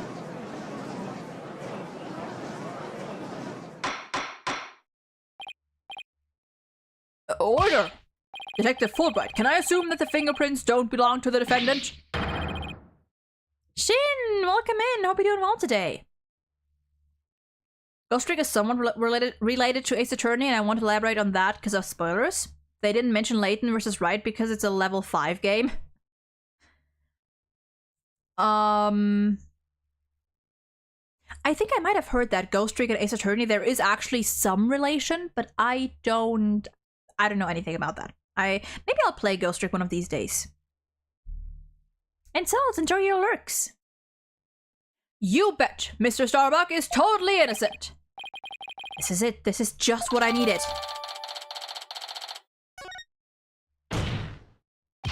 So who the fuck is it? Your Honor, this is decisive evidence that supports the defense's earlier claim. Then who the fuck do the prints belong to? Speak! Explain yourself, Mr. Wright. With pleasure, Your Honor. Recall where this lighter was found. Based on that, we can extrapolate that after the killer murdered Mr. Terran, they escaped with lighter in hand into the Space Museum, where they dropped it. The switching of the 2 launch pads occurred. Then finally, the killer left through the boarding lounge 2 and made their escape. Meanwhile, Mr. Starbuck was found in boarding lounge 1 after the murder. A fact that Director Cosmos has testified to. Therefore, Mr. Starbuck couldn't have possibly been the one to drop the lighter there.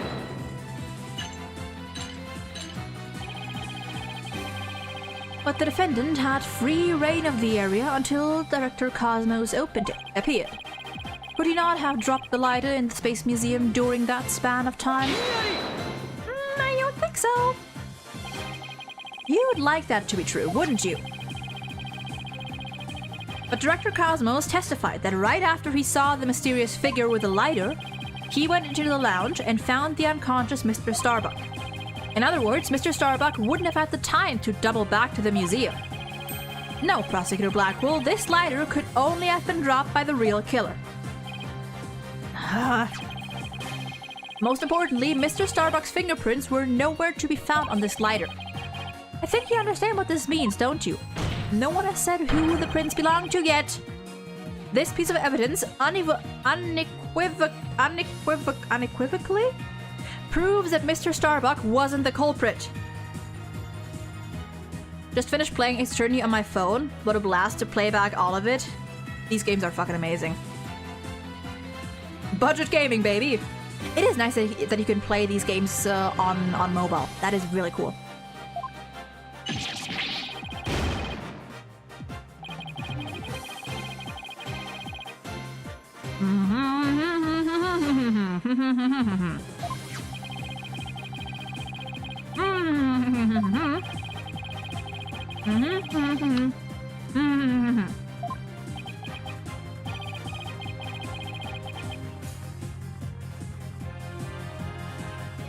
I have 2 more pieces of chocolate. And then it's gone. No, there must be some mistake. Frankly, Prosecutor Blackwell, I've been worried about you. You've been chasing this phantom for 7 whole years. I understand your urgency because tomorrow...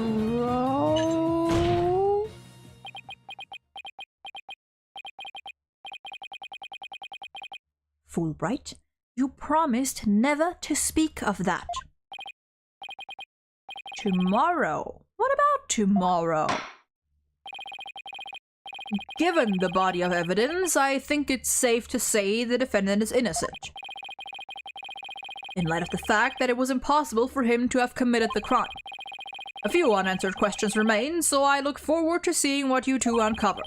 But for now, this court finds the defendant, Solomon Starbuck, not guilty! Let's fucking go!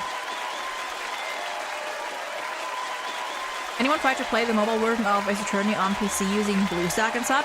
BlueStack just doesn't really want to work for me. I don't know, BlueStack is kind of, I think it might have to do with like my system settings or something, but BlueStacks just doesn't want to work properly for me, so I don't usually use it. I do want to try and figure that out at some point because there's some mobile games that I would like to play on laptop.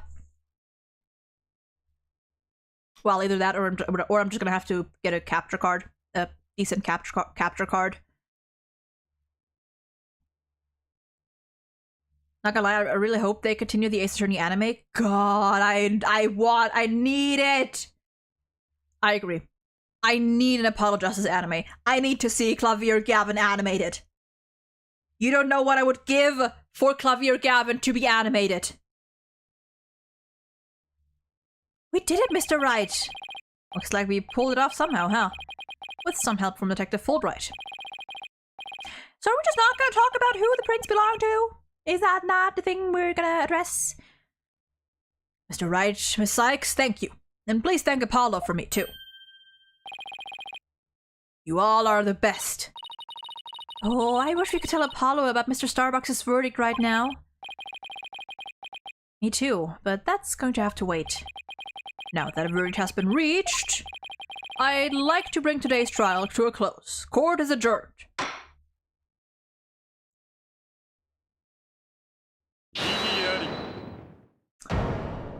Figured. Yep. Yep. Uh-huh. It's too late to object, isn't it?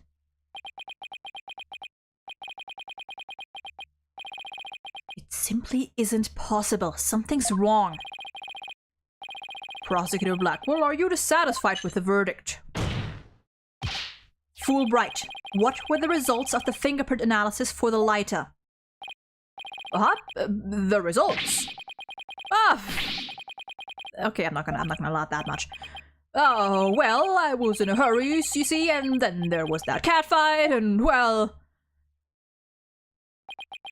I kinda got carried away when I heard the prints were Mr. Starbucks's, so... You have yet to read it? Prosecutor Blackwell, can you read out who the prints belong to? I want to see Athena throwing a bodyguard in live action. Bro, that would be amazing.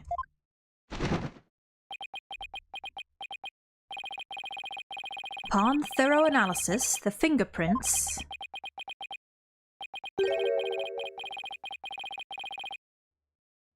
were found to belong to Athena Sykes. So says the report. What? Oh? Me? Yeah, you're right. It can't be that easy. What do you mean we just get our client off the hook and that's it? What do you mean we don't uncover the real murderer at the same time? That's not how this works. Order, I say. Order! Miss Sykes, tell me you have an explanation for this. We just finished proving that this lighter could only belong to the killer. So finding your prints on it can only lead us to one grave conclusion. I don't know how it got there, but I know I'm not the culprit.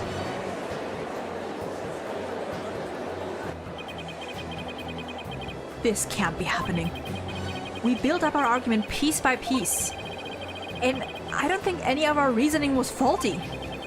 So how could it have led to this?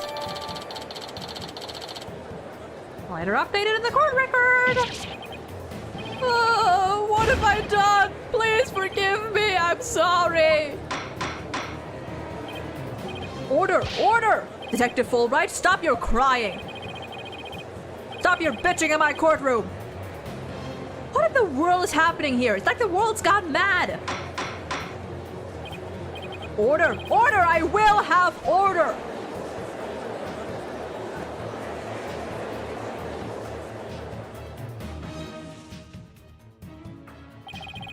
Ta-da!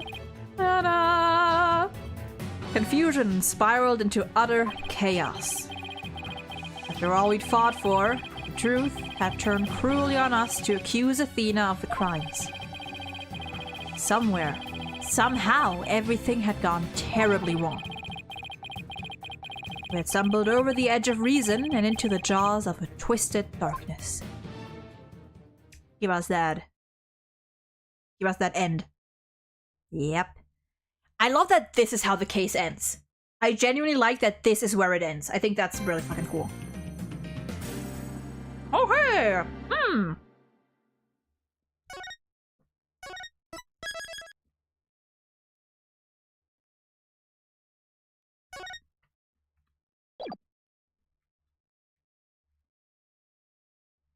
Wait a moment. Hold on.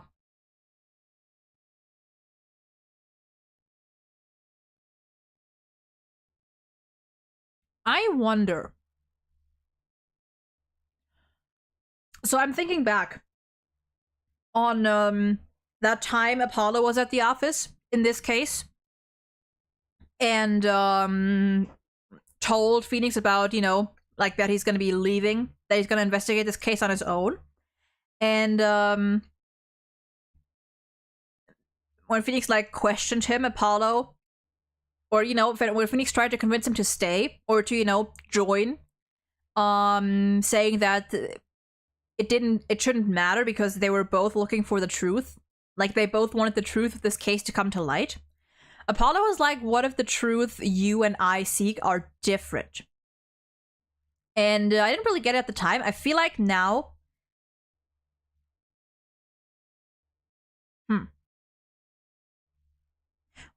What if Apollo already knew? Or he already had an idea that Athena was involved in some way? And that's why he was like, and that's what he means by like, what if our like the truths we seek are different? Because Phoenix's top priority is just to get Starbuck declared innocent. That is all that he wants. Apollo wants to go a step further and actually find out who killed Clay.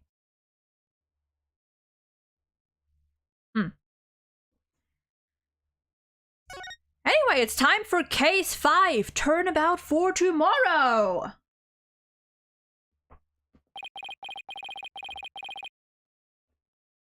Oh god, I'm chewing! No one can skip their past. Oh, we're back to this.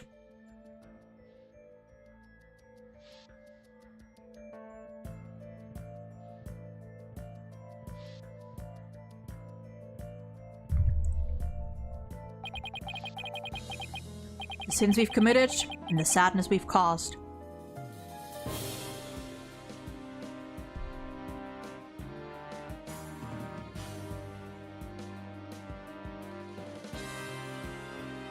I like this music.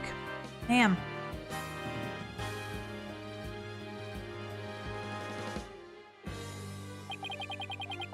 No matter how far we run, our past remains. As ever present as the moon in the sky.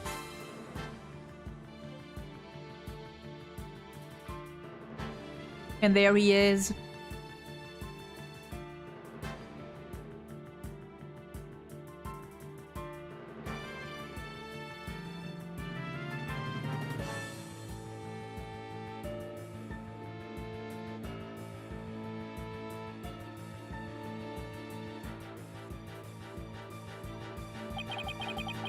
It looms in wait for the day when we are forced to face it.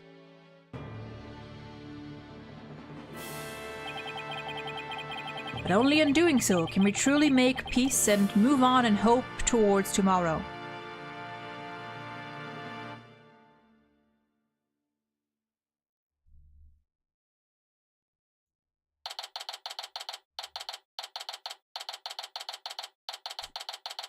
December 20th, 1:23 p.m. Hey, 123. Right, anything agency. Tournament for tomorrow. Let's end the stream and continue tomorrow. Hell no, we're not gonna. We're at least gonna start. I think I have at least like 1 more hour in me. I think we're good to go to at least start this case. They took Athena from the courtroom straight to the station. She's probably being questioned at this very moment. Oh, my granddad's back.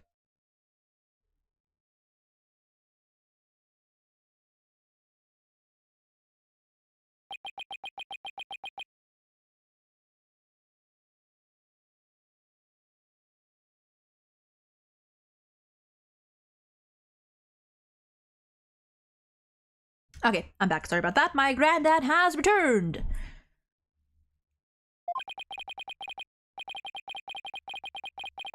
After this past year, I took it for granted that those two would always be here. Oh wow, yeah, now it's back to just Phoenix and Trucy. But now Apollo has gone off on his own to seek his own truth.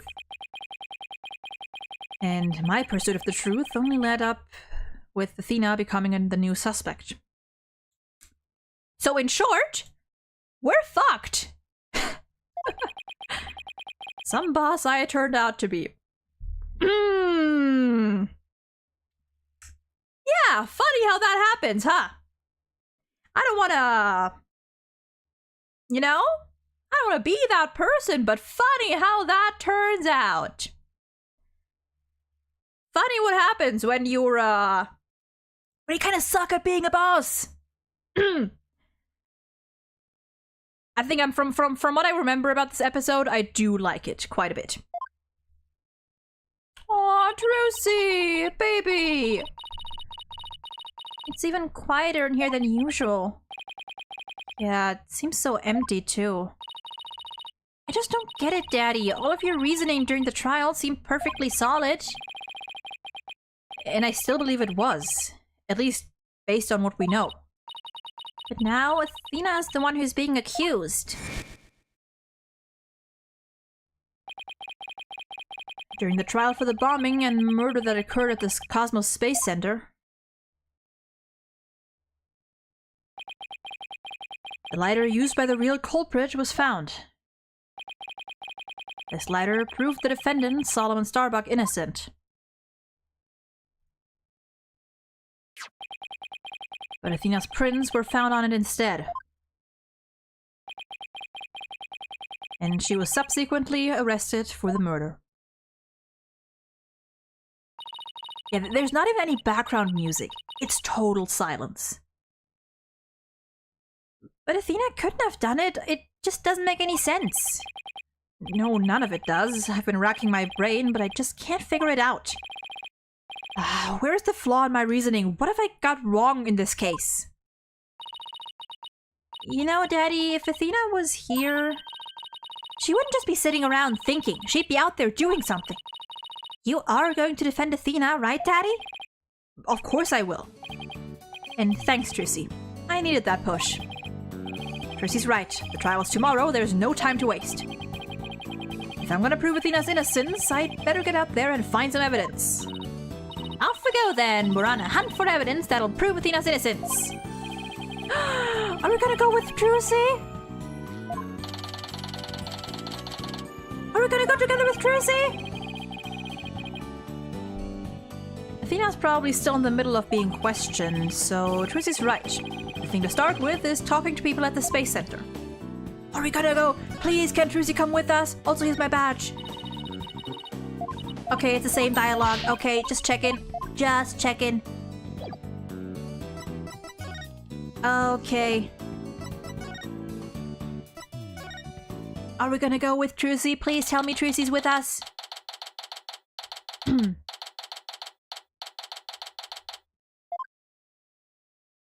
Oh god, hello. Director Cosmos, do you have a minute?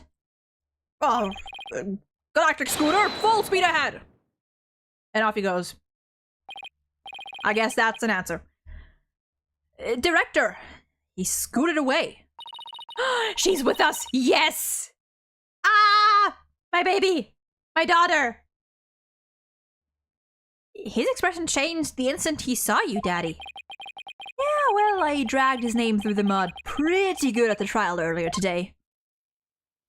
I always forget that the trials and the second investigation is always on the same day. Okay, same thing. So, let's go to the boarding lounge.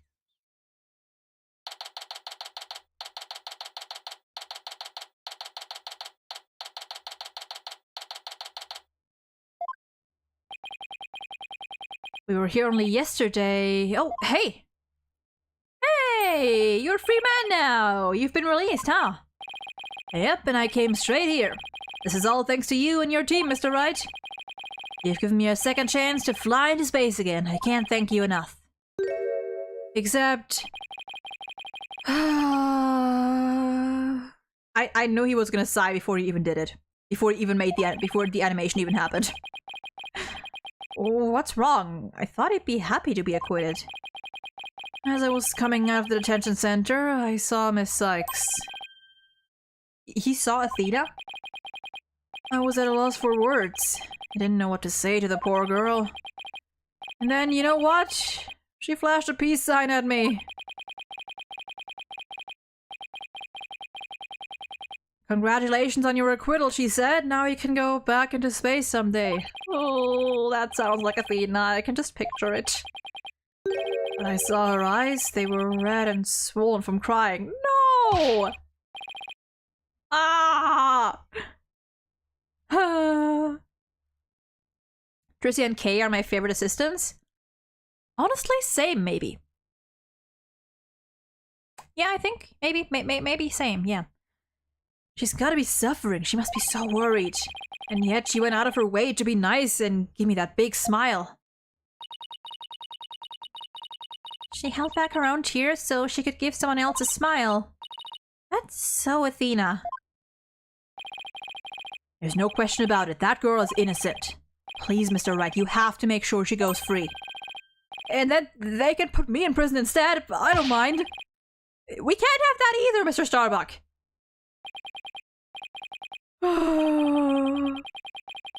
Don't worry, Mr. Starbuck. I'm going to give her the very best defense I can. I promise to get her acquitted, just like I did for you. I know she'll be alright with you in her corner. I know you'll never give up on her. You'll never let her down. Apollo has a fine boss to look up to. Yikes. I don't know, but whenever a place has no background music, just birds chirping, it feels very nostalgic. Maybe because it was like that in the first game. Yeah. Many people fucking cannot stand these birds anymore because it's the exact same birds. They're always the same. I think it's kind of funny. Anything new?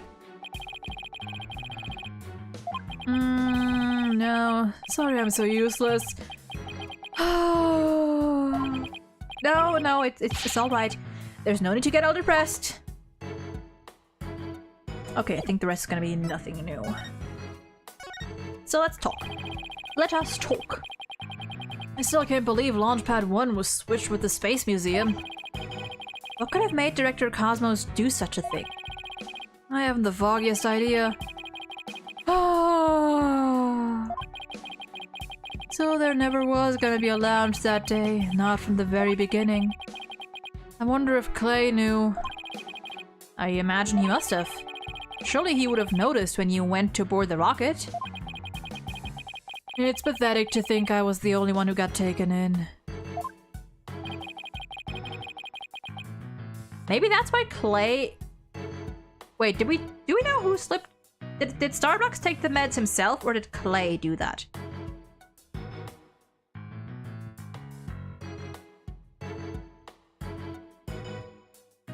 Maybe Clay slipped him the meds so that he wouldn't be fully conscious, and Clay could, like, just go in and go back out knowing that they weren't gonna get on that rocket anyway because it was just a replica.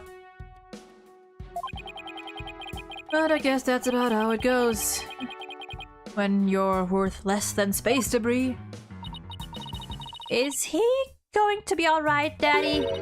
His expression looks as dark as a black hole. Well, that's just how he is. Mr. Starbuck, do you remember anything about the murderer? Not really. I only saw a shadowy figure in the dark after all. Yeah, I guess that was a little too much to hope for. Hey, I heard something from the police though. They said they never did find a .10 caliber gun down that trash chute.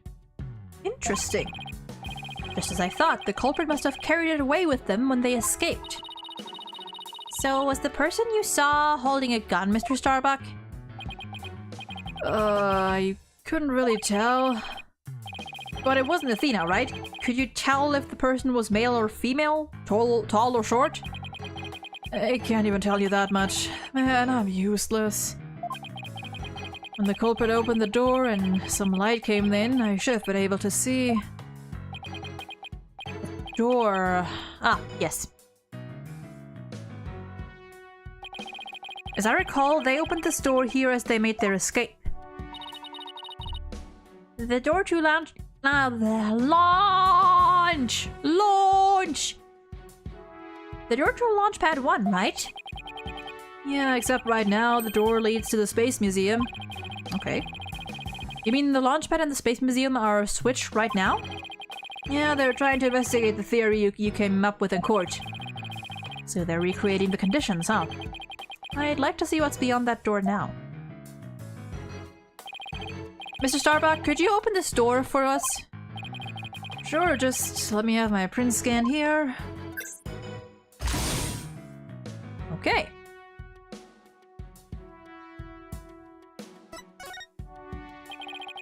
Do the launch pads get switched back and forth a lot? Oh, back when the Space Museum was Launchpad 2, they used to switch the pads around at times. But these days, Launchpad 1 is only used as a tourist attraction, right? Right. Yes, quite frankly, the Space Center needs the money. I hear you. Times sure are tough. Daddy, let's go check out what's beyond that door. Sure, let's go. Why don't I come along? I can show you around. Whew. Oh, there's leaves there. I wonder what these dead leaves are doing here. Maybe they were stuck to the bottom of somebody's shoes? There are lots of trees around the Space Center. He's right, it's a modern, state-of-the-art building, but it's surrounded by trees. But I don't know, if they were stuck to the bottom of somebody's shoes, wouldn't they look more crushed up? They don't look like they've been stepped on. Maybe there's some kind of secret hatch in the corridor and they came that way? Not everything is set up like a magician's stage, you know? No. Anything else besides the... No, just this one, okay.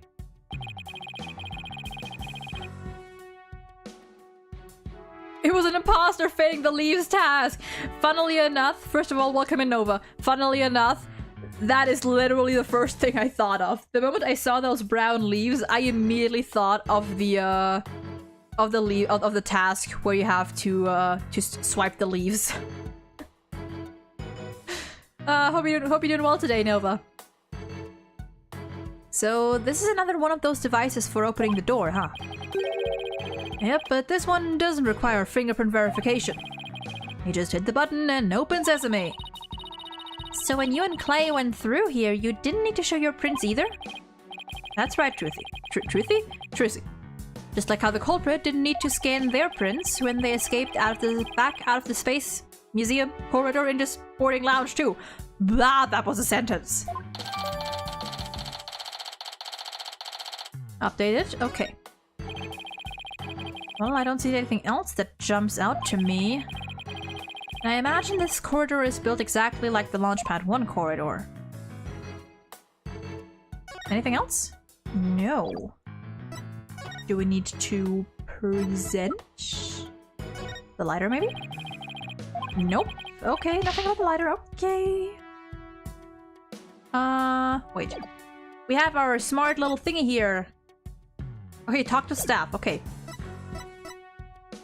Let's leave for now and just see if maybe... Yes! Maybe Cosmos is back? Yep.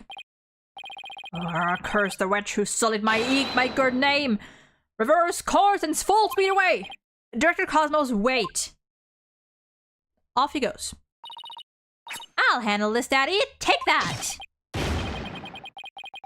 What did you do? The mobility system has been compromised! Trucy's knife throw was a direct hit to one of his tires. Trucy! You know what? That's my girl! Good on you! And the streak continues.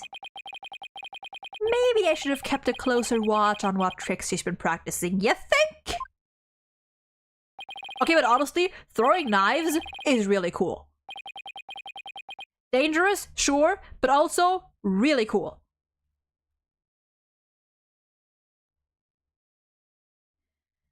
My Dear old battleship, we fought many a skirmish together. It has been an honor. Daddy, he's going to blow that thing up. I bet all that button will do is make it go haywire again. Very well. I surrender. Also, yeah, the streak continues. How many tires have you popped, Trucy? Is this not the first time? Emma, is Phoenix gonna have someone at his door within the next days? I hope you're just talking about your tricks, about like your shows and stuff. Very well, I surrender. As a prisoner of war, I expect to be treated honorably. Okay, dude. And we're gonna honorably talk to this good sir after a break. That will hopefully be a little shorter this time. Yeah. Like 10-ish minutes. I'll be back in like 10-ish minutes. I will try to, at least.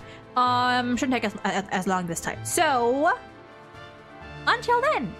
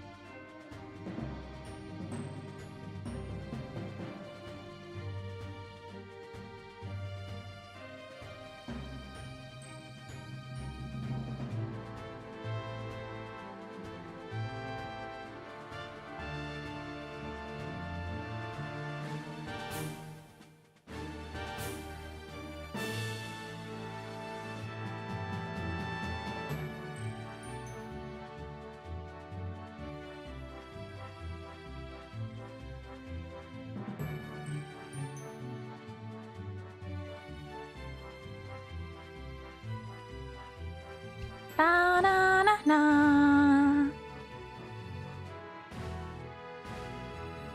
We're back! It feels very refreshing going back to these games. I remember playing through all of these back in our small cabin home that only had 3 rooms. Now I'm in this big house. I can play these games again, but it'll never feel the same. I get the interest. Yeah, I feel that. It is definitely. It is different. It is different. God, I remember. When did I play? I think I was already. No, that's both. No, that's not true. That is not true. What is it? Wait, I'm trying to remember when I first played the Ace Attorney trilogy, the Phoenix Wright trilogy. I don't know why I remember that having been in this house we're living in right now, but I feel like that can't be because we moved here in like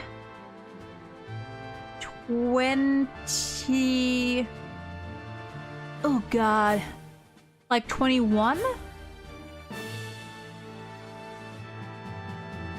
I think we moved here like 21, but it's been longer than that since I played this game. I don't know why I remember playing it in this house. It must have been in the old house. Interesting. Did you know, Jack's allowed that every time I cannot look at that word and say it properly. It's launch, not lounge. Launched a wooden satellite this year. I did not know that.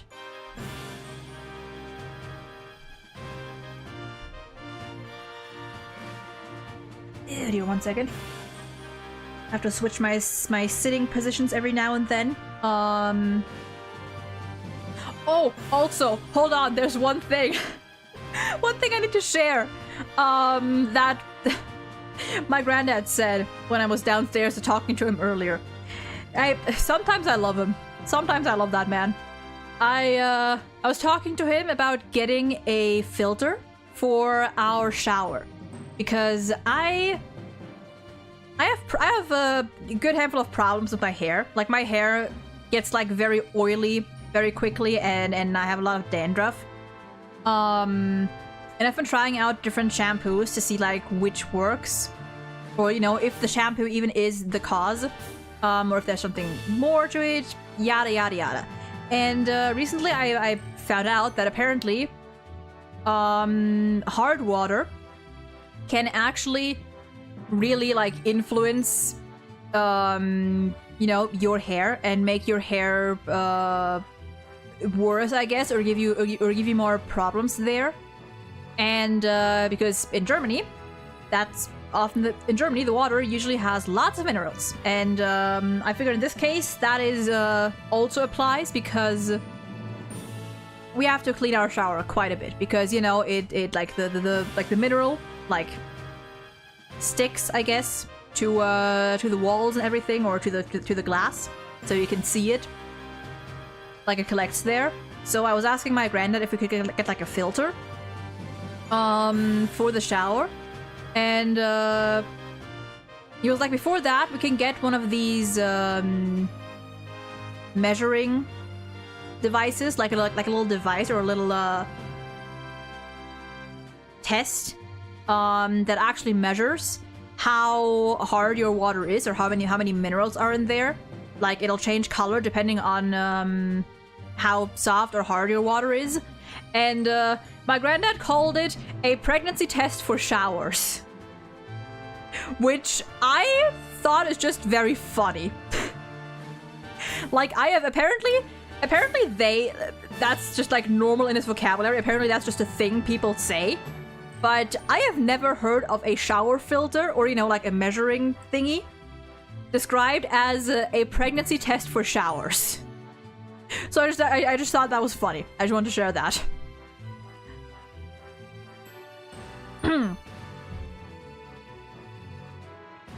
Hard water is very bad for our hair. My hair fall reduced by a lot after using different water to bathe when coming to uni.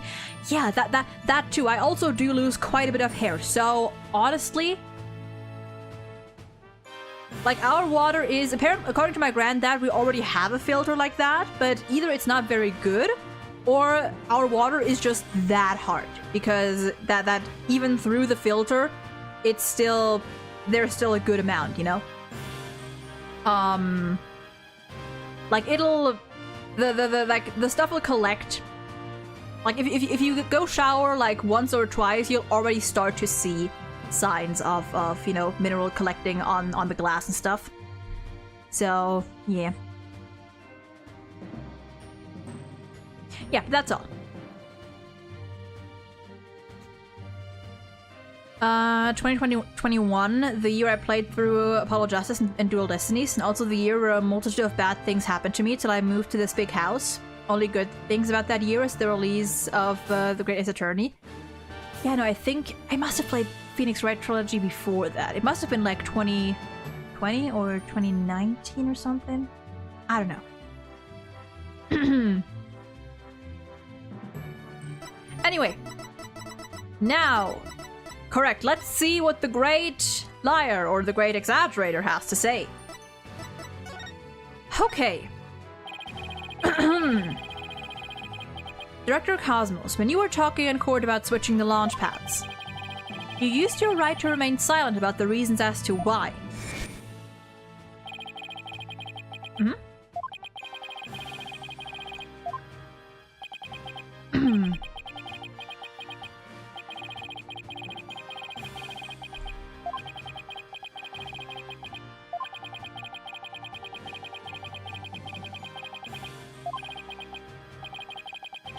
Okay, they could have skipped. They could have skipped the ings. The center of the cosmos is shrouded in mystery, but I don't have any secrets left. Cue the psyche locks. Now that my battleship has been destroyed and I've been taken prisoner. Yep. I'm gonna guess 3. Hell yeah.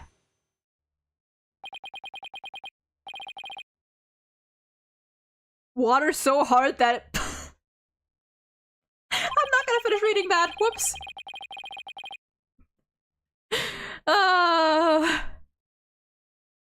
Looks like I'll have to undo a psyche locks if I want to get to the bottom of this. What did he say before? Okay.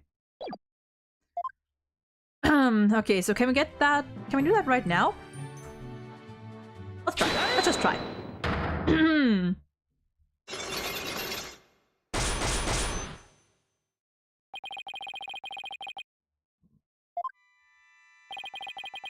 I want you to tell me everything you're hiding about the switching of the 2 launch pads. I refuse. You can't make me. I can hold out longer than anyone. I hope I never get like this when I'm old. God, I hope not.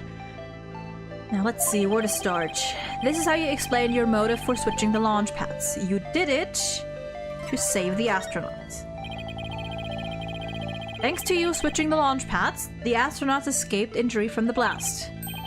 Instead, they safely boarded the museum's rocket far away from the actual explosion. My astronauts are raring to go out on an authentic adventure in space. How do you propose I had them board a fake rocket without them noticing?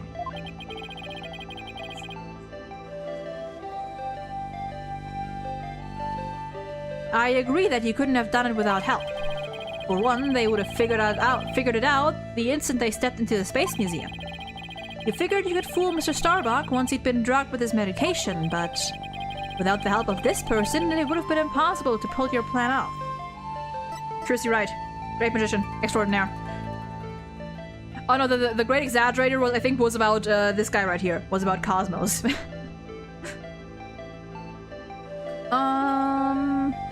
About Clay. You must have gotten Mr. Terran to help you. He stole the tranquilizers from his mentor's locker and slipped them to him. And then, with Mr. Starbuck in a daze, they boarded the replica rocket in the museum. Someone please help this poor prisoner of war! How was he able to spin around like that? And not throw up? If you really wanted to save the astronauts' lives, shouldn't you have just called off the launch? If I could have done that, you think I would have gone to all that trouble? I guess he must have had a compelling reason why he couldn't call it off. True, with a flat tire. Impressive. But how did you know to switch the pads in advance of the bombing incident? Well, that's because, I was warned in advance. Once I received that warning, it was my duty to ensure my astronauts' safety. But it was just a warning. It could have been a prank. Why did you believe in it so completely? Because I went to one of those mediums that everyone's talking to these days. Or talking about. Oh? Didn't realize channeling was back in vogue. Hey!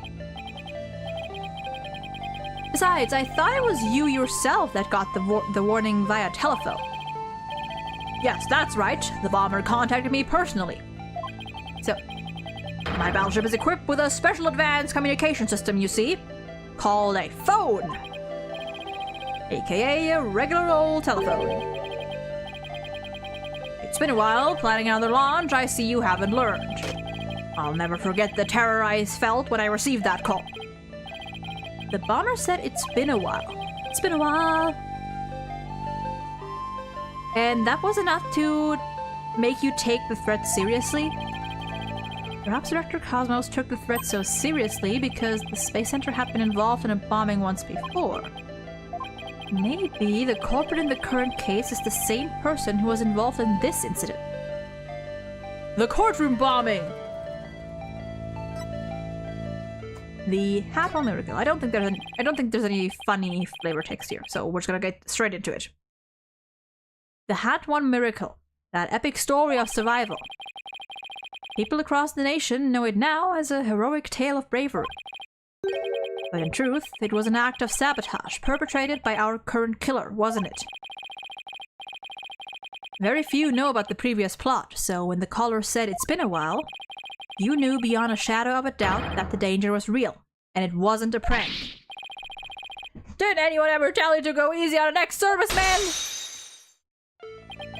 Okay, one more. Yes, the Hat Miracle was really a desperate battle against an act of sabotage. I even lost the life of one of my staff members in the fight. Oh.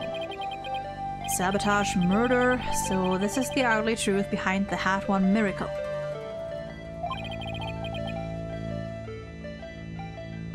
I let my guard down. I thought the saboteur had been caught, and that the case was closed. Wait a minute, the murder at the Space Center 7 years ago. This must be the person Director Cosmos thought was the culprit. Wait. What do you say? 7 years ago. 7 years ago! 7 years! Simon Blackwell, the murder suspect in a case that happened here 7 years ago.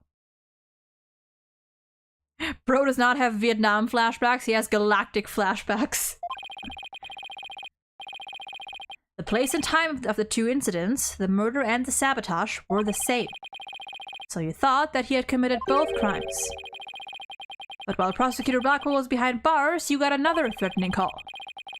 If the culprit this time is the same as 7 years ago, then it isn't Simon Blackwell. Realizing that, you were shaken. It meant the true culprit's been running free all this time. Audio keeps streaming straight through me! Well...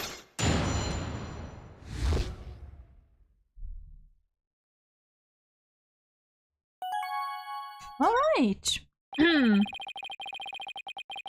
The reason why Director Cosmos won't talk about why he switched the launch pads is connected to the truth behind the Hat One Miracle. The sabotage and murder that happened at the Space Center 7 years ago. Director Cosmos, tell us what you're hiding. If you really want to understand the reason I decided to switch the launch pads...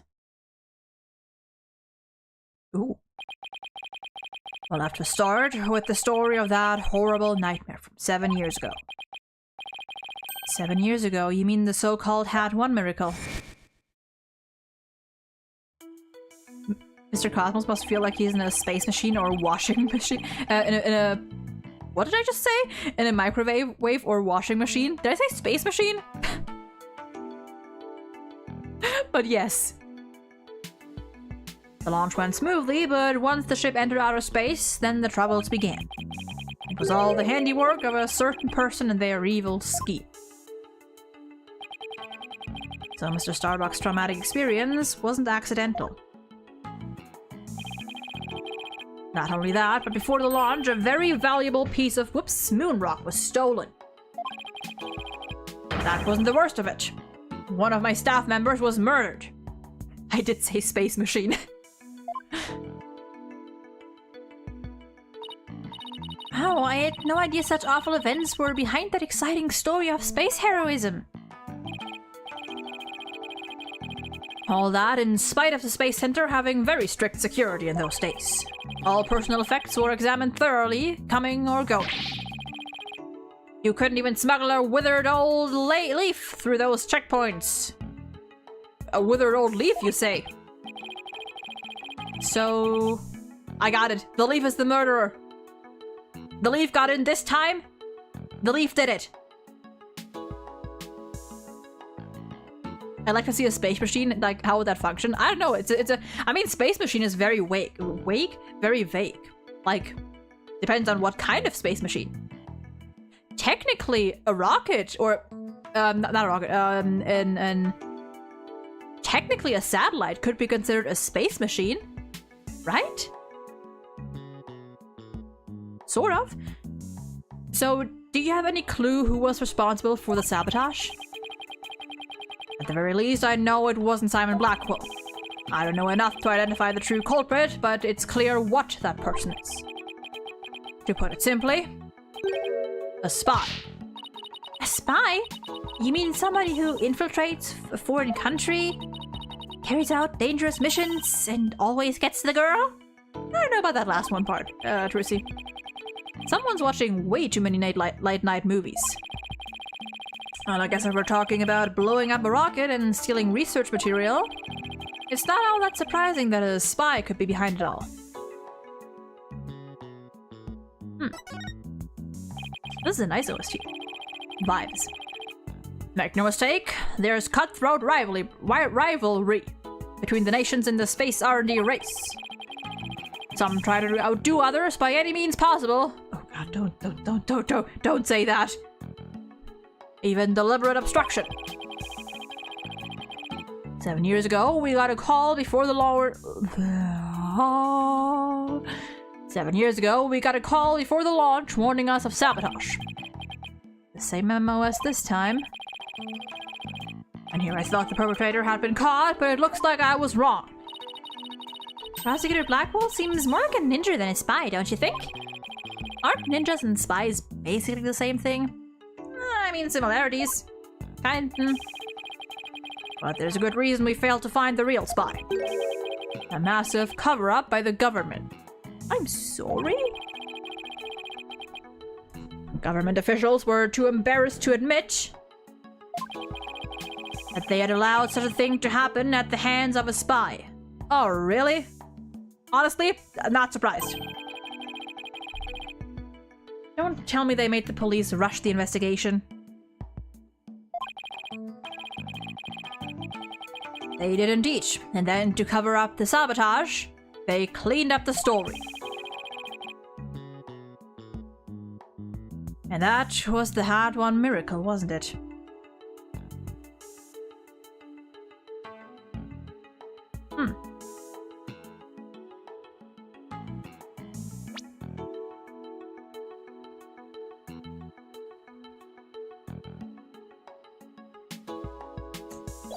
Okay. A space washing machine.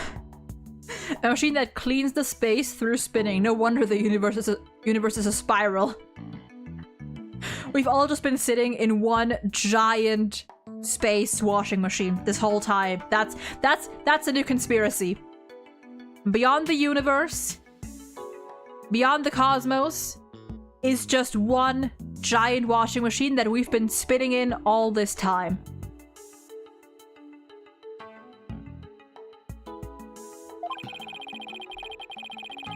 But then 7 years later, the same MO... The same... 7 years later, the same MO. Advance warning of sabotage. That must have been the director's reason for switching the launch pads. Just like 7 years ago, it's always 7. 7 years ago, the spy gave you advance warning of their plans, just like this time. That was what made you decide to switch the launch pads, wasn't it?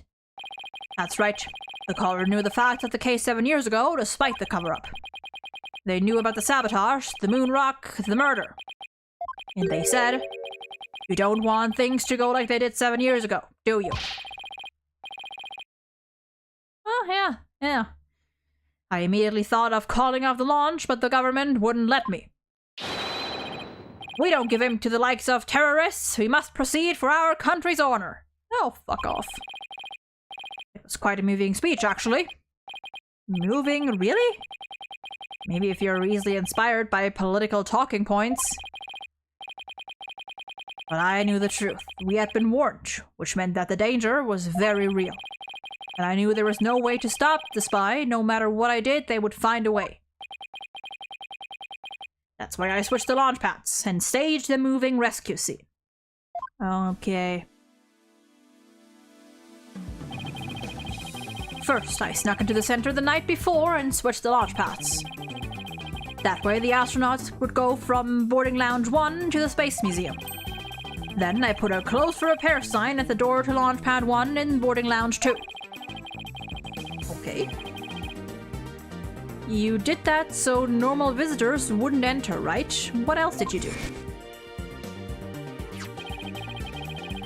I enlisted the help of several different staff members, including Terran. But you didn't let Mr. Starbuck in on it. Maybe he was too excited. Ow.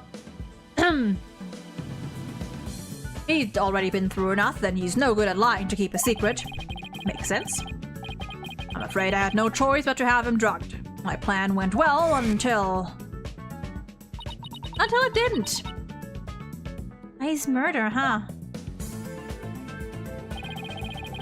After the culprit made their escape, I switched the launch pads back. I did it in such a way that no one would find out. But after all that effort, Karen is dead, and the Hat 2 miracle... What? And the Hat 2 was destroyed. And the Hope capsule, which had returned to us only recently, was also lost in that blast. Ooh. My home, the center of the cosmos, my beautiful space center is done for.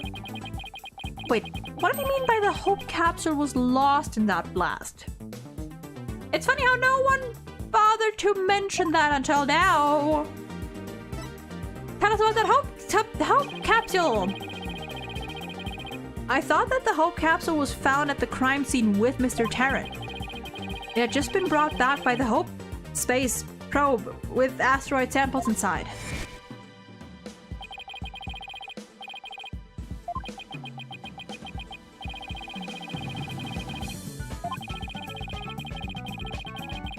Yes. The capsule was being held in a safe in launch pad 1. But I gave it to Terran before the incident so it wouldn't be destroyed in the explosion. Okay. The idea was that with it safely in Terran's possession, he could make it look like he rescued it during the staged miraculous escape. But our precious research materials ended up lost to that explosion anyway. So where is it? But I thought Clay was supposed to keep it safe. You misunderstand. The launch pad explosion wasn't the one the capsule was lost to. Oh, was it the what was it? Where was the other one again? I forgot. I forgot. Was it at the museum? Or the 3rd floor or whatever? It was lost after the police confiscated it as evidence. Interesting. Oh. Why was it there? Huh. It was the courtroom bombing from the other day. The capsule was there in the courtroom as evidence and was blown to smithereens. Oh, right. Okay, it's coming back to me. It's coming back to me. Right, because okay, yep. Yet another casualty of that blast. Okay, yeah, I'm back. I remember. Ultimately, I think the culprit may have known about the switching of the launch pads. What? How? The police found a wiretapping device during their investigation today. Oh! A bug aboard my battleship, a tap on my advanced communication system. A wire on that phone. Yes, a wire on this very phone. I used this phone to give instructions to my staff about the launchpad switch. Just to the few select members who knew about the plan. Just before the incident, staff members were coming in and out of Launchpad 1. You see, I know you couldn't have known. But I feel like it might have been a better idea if it was something this important to just tell the people in person? If you had the time, you know? I feel like that would have been the safer option, but Was there something inside the Hope capsule? They did say that there were like asteroid samples in there. The culprit probably slipped in with them amid the confusion and planted the bomb then. Yes, if they were tapping your phone, they definitely could pull something like that off. So you really think the same spy is behind this incident and the one 7 years ago? Well, yeah, it was supposed... Okay, fair point. It was supposed to be asteroid samples. I'm sure of it. Then this spy must be the phantom Prosecutor Blackwell has been chasing. Yep. Yep.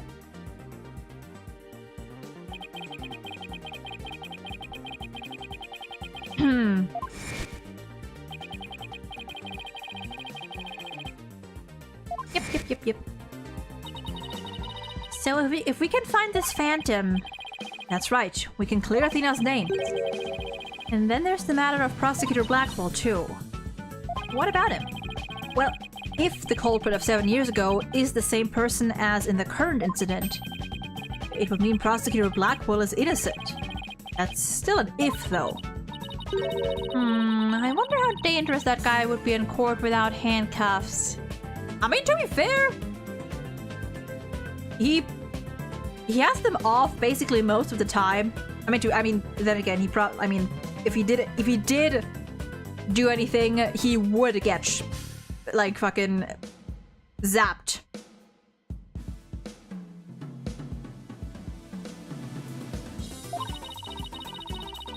But if we're going on a ghost hunt, count me in. It's all over for me. Spin, whirl, I'm done for. The center of the cosmos is doomed. Do you think he's going to be alright, Daddy? Well, at least he'll be in good company. There must be planets out there he can spin with. Which reminds me, I'd like to delve a little deeper into the Hat 1 mission too. Everyone, let me start with the Space Museum. There's a Hat 1 exhibit there. Oh, don't mind me, I'll just keep spinning here and see how the cosmos unfolds. Okay. It's like he achieved spiritual enlightenment or something. I'm sure he'll stop when he gets dizzy. Which he should be already. Like, Jesus Christ.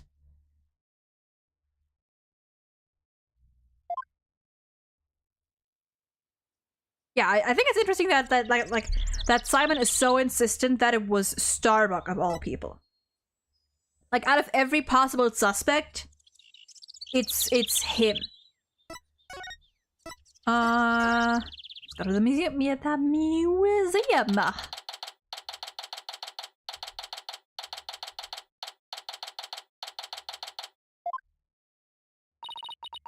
Let's see, where's the exhibit on the launch 7 years ago? Here we go. That's the Hat 1 exhibit. Oh wow, look at that photo of the team. There's Clay, Mr. Starbuck, Director Cosmos, Aura Blackwell, and even Ponko. But I've never seen the woman on the right before. Everybody looks so happy! Well, except for Director Cosmos. I think that's just how he looks. Let's check out the newspaper article too. @1 launch imminent, and there's a photo of the Hope space probe. I guess it's only natural it doesn't talk about the murder or the sabotage. They really were trying to keep it a secret, just like the director said. Daddy, take a look at that jacket. It must be the @1 team's uniform jacket. It's the same design as the one Apollo was wearing, the one that belonged to Clay. Actual jacket worn by a @1 team member, it says. Not a replica, huh? I wonder if it was Mr. Starbucks. Okay. Who? Junie! I completely forgot she was in this case. I completely forgot she's in this. Miss Woods, what brings you here? I heard Thena got arrested, so I've been looking for you, Mr. Wright. I thought you might be here, at the scene. You must be so worried, but rest assured, I'm going to do my very best to defend her. Thena's going through such a hard time. I hope she doesn't lose heart. Even just coming back to this place must have been really difficult for her. Coming back, you say? You mean the Cosmos Space Center? What, you didn't know? She used to live here when she was a little girl. Lore! That jacket does look kind of cool. She did? No, I didn't know. No wonder she knew so much. Ms. Woods, could you tell me more in detail? Badge.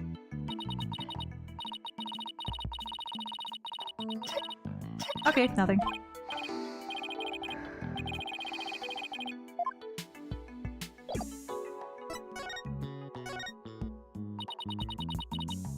Thena's mom worked here. If I remember right, she was a doctor of psychology or something like that. But why was a psychology specialist working at a space research facility? I don't really know. But I do know that she lived and worked here, so Thena lived here too. So it was far from Athena's first time here. Wonder why she didn't mention it. She probably didn't want to talk about it. This place is connected to a very sad memory for her. Oh dear! A sad memory. Can you tell me about it? There was a terrible incident here. It was 7 years ago. Same time frame as the @1 launch. Ina's mom in the robotics lab. She was murdered. And another dead mother to the count. How many is that now? How many dead mothers do we have?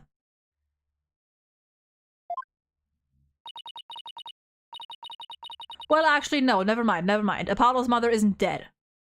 Technically. Depends on how you look at it, I guess. After it happened, Thena stopped coming to school. Poor Thena, in all this time, she never let on at all. I was so worried about her. I came here so many times hoping to see her.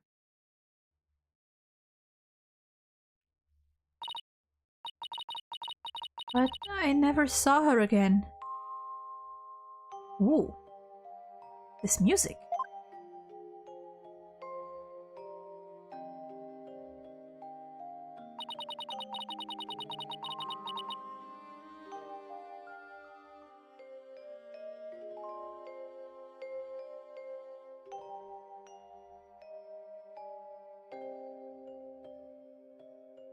After a while, we started exchanging letters. But I didn't get to see her face to face for 7 long years. And so the first time you'd seen her in 7 years was during Professor Court's case. That's right, and I was so surprised. She was like a completely different person, so cheerful and happy.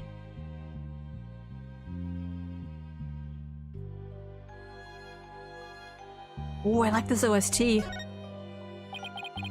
What was Athena like as a child? She was very sensitive and kind. She didn't talk very much. She liked to draw and paint at home. Oh. That's completely different from the Athena we know now. I can't even picture it. She never left the Space Center much because she was very sensitive to other people's emotions. When she went to crowded places, she'd get dizzy from all the emotions flying around. It must be hard to hear people's hearts as well as their voices. Aww, baby! Baby! Aww. No one would have ever thought that Athena was actually connected to this case before they presented the lighter. I mean, to be fair, there were a few instances during the investigation where Athena seemed like, I mean, as Phoenix mentioned, she was like very familiar with this place, but she just tried to play it off as, you know, having come here before with Apollo. That is like the first like slight implication that we got, that at the very least Athena knows this place more than she lets on, or than she let on. But yeah, it's a remix of the trauma theme. Oh, she always wore these big, heavy-looking headphones. Oh, it's a song that plays during Athena's trauma. Oh. She said her mother made them for her as part of her research. I wonder what kind of research it was. Because of her special ability, Athena couldn't handle being in school very often.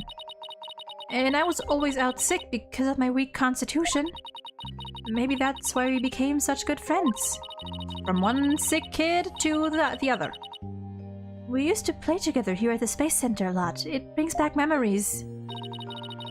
Sounds like Athena's mother played a big role here at the Space Center. Oh, Daddy, show her that picture! Atta girl, good idea.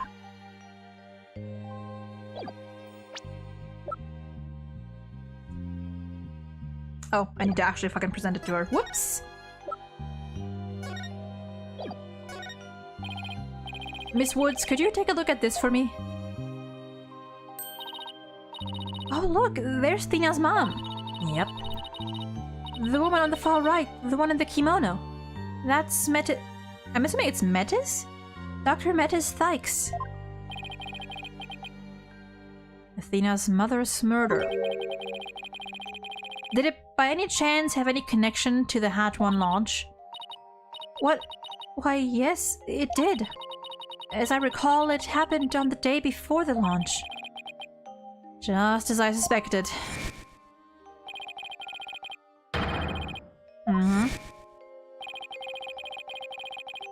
So this is the murder Director Cosmos was talking about.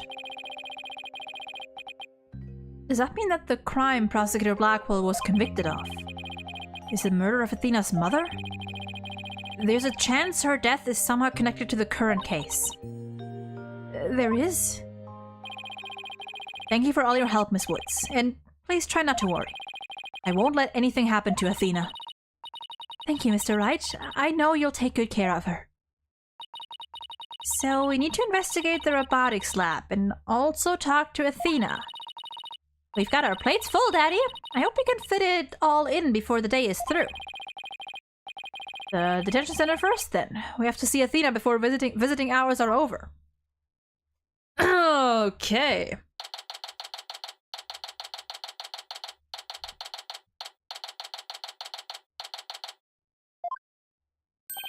Oh dear, hello. Well, if it is Mr. Lawyer, fancy meeting you here. Hello, Detective Fulbright. Here on business? To tell the truth, I'm here to interview Ted Tonate. Oh, the one behind the courtroom bombing incident? He suddenly said he's ready to tell the truth about that case.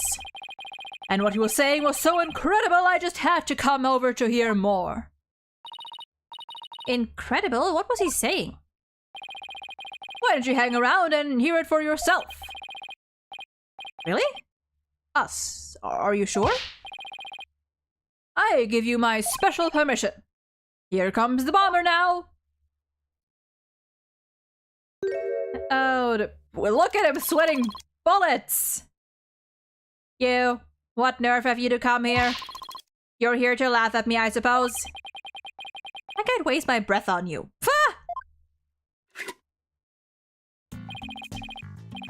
After all, you're the one who assaulted Apollo and put him in the hospital. Violence? No. Question? Okay. No violence? Too bad Apollo didn't get a chance to say that before you attacked him. Fine. Then just answer me this, Mr. Tonate. What is this truth of yours about the courtroom you blew up? I like how actually mad Phoenix is here. You know, I think I'm gonna take a screenshot of that. I think I'm actually gonna screenshot that because I just like that Phoenix expresses actual like anger here. Athena surely must have met Clay at that time, right? True, he could have, yeah. She could have, yeah. Depending on... Yeah, maybe. No, I didn't do it. I didn't blow up the courtroom. What do you mean you didn't do it?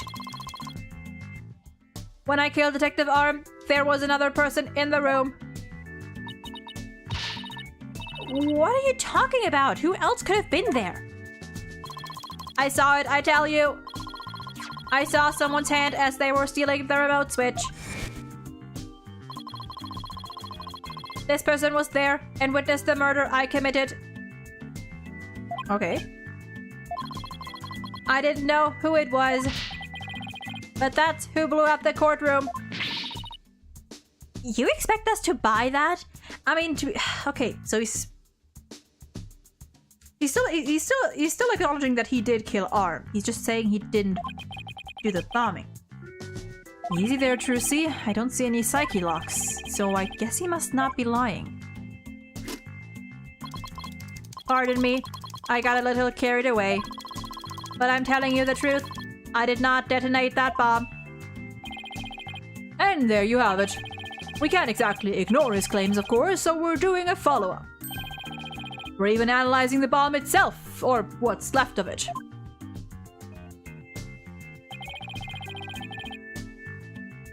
We haven't found any new facts yet, though. Oh, they flayed it all out, piece by piece. 960. Okay.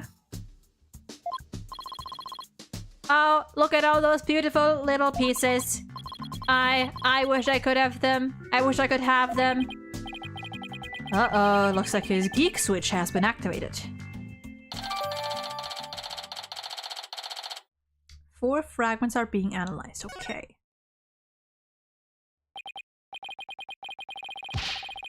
I mean, yeah, to be fair, he did say that he was just a collector. That like he did say that he just liked assembling and reassembling. He didn't like setting them off.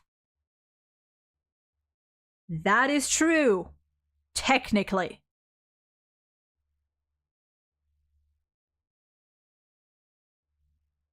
Phoenix got mad for Apollo. Athena cried for Apollo. We all love Apollo. We all love Apollo here. This is an Apollo Justice Appreciation Zone. True. In retrospect, it does make sense like that. He wouldn't want to blow up a bomb that was like supposedly so rare. Yeah. Well, I hope you're ready for Prosecutor Blackwell's special brand of questioning. What do you mean special? Anything but that. I'm afraid I have to be off now, too. I was just about to question Miss Sykes. You're going to see Athena now? That's right. Oh, did you folks come to see her? Sorry for the trouble, but could you come back later? Well, off I go. Nazaki, welcome in. Hope you're doing well today. What bad timing. Looks like we'll have to wait until after our questioning is over to see her. And after we came all this way too. Well, I guess it's back to the Space Center. Let's go check out the robotics lab, Daddy. Alright, sounds like a plan. Okay, robotics lab. That is a lab of all time. Judgetron JT02. I knew it. The judge was a robot all along. This is where they built him. He's the JT01. He's the first Judgetron.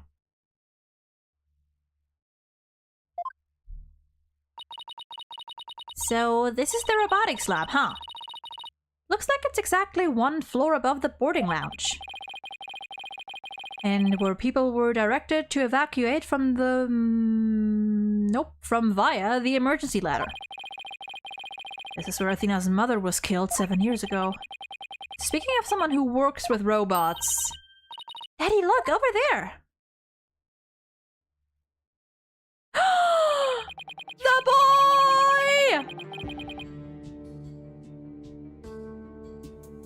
I don't like this OST, but there he is! I missed you! So they plan to use this bag to carry the capsule, is that right? Oh, Apollo and Aura talking. Yeah, more or less. Say, why don't we stop talking about the case and have a nice cup of tea instead? Apollo and Aura Blackwell. I wonder what they're talking about. Well, well, come to spoil our fun. Just when I was enjoying our alone time. Trucy and Mr. Wright. If it's Apollo you want, you can't have him. He said he's investigating on his own. And I respect his wishes. We just came to investigate this lab. Well, this is my lab, so you'll need my permission if you want to do any snooping. Can we get your permission? I heard about the trial. You made mincemeat out of the director. And suddenly Starbuck was out and your little subordinate, the princess, was in. Case closed and they all lived happily ever after. Daddy, say something to her.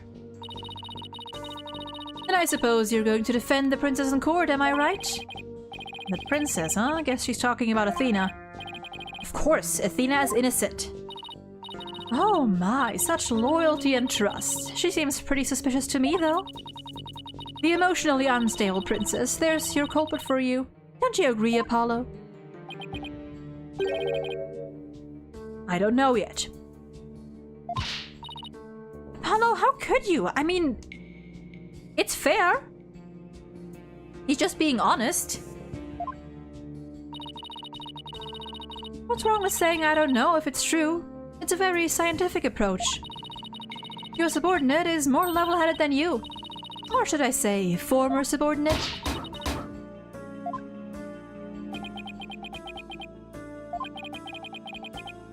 I can't believe it. Does Apollo really suspect Athena? I mean, I get it. He has to if she is a suspect. Even if he was convinced that she was innocent, he would still have to prove that.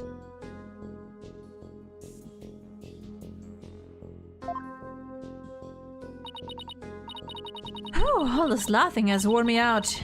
Your turn to say something, hunk of junk. Mr. Taryn, you look pale. Shall I help you to the sick bay? Mr. Taryn, but that's Apollo you're talking to. No, this hunk of junk here is mistaking Apollo for Clay. Maybe Apollo is possessed by Clay's ghost. That is foul. Mr. Taryn, how are your injuries? Mr. Taryn. Mr. Taryn, how are your injuries, Mr. Taryn? I guess Clay intends to hang around to haunt the princess that murdered him. Oh, and to haunt the lawyer that defends her too, of course. A robot that can see ghosts? Yeah, right. And I'm a spirit medium. Ha! Oh, I just saw that photo of Metis there by the screen. Bottom right, behind Phoenix's name. Sorry, but apparently scientists just don't tell very frightening ghost stories. I intend to defend Athena, no matter what you have to say about it. How perfectly foolish. That kind of blind belief makes people lose sight of the truth. Just like 7 years ago.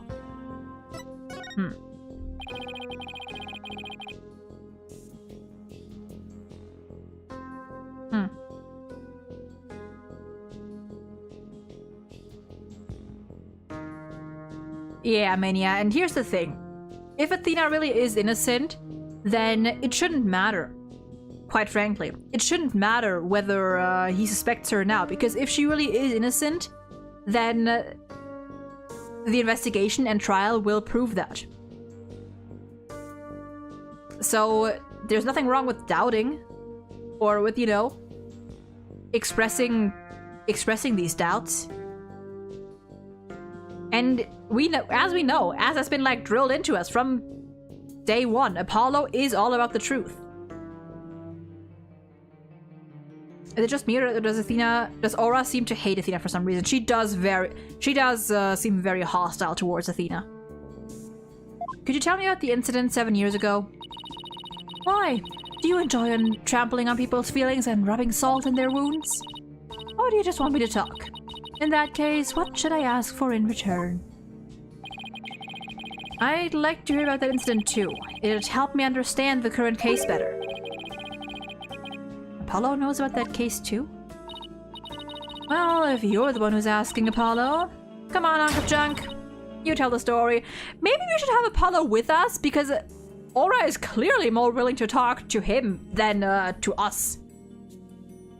Maybe we should stick with Apollo. But Miss Aura, that's private information. If you want to talk, I'll just have to make you talk. Jesus Christ. Yeah, yes, who cares about personal privacy? Not me. I'm ready to utilize my blast processing abilities to impart all available information. Wow, what a magic trick. He's like a completely different robot now. The bodies of all the robots that come through this lab are designed by Miss Aura. I was born 7 years ago. Miss Aura was much, much younger then. Better watch what you say if you don't want to get recycled, Clonko. And then our hearts were created by that great genius, Dr. Metis Sykes. Sykes? Sykes. Hearts? Robot with hearts? Can you even make such a thing? Hey, Phoenix, Phoenix, Phoenix. Be nice. You never know when they're gonna turn on us. Emotions are not irrational things. Our logic and our hearts can be integrated. You can still suspect someone despite believing in their innocence? Yeah, has Danganronpa taught us nothing? If Danganronpa 2 has taught me one thing, it's that to believe, like that you have to doubt in order to believe. The two navigation companions created by Miss Aura and Dr. Metis transcend humans.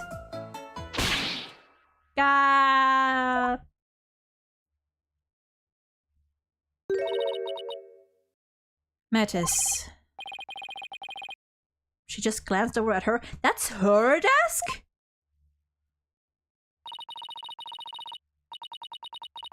You got a picture of that lady on your desk? Right next to your screen where it'd be in your field of vision the whole time, every day?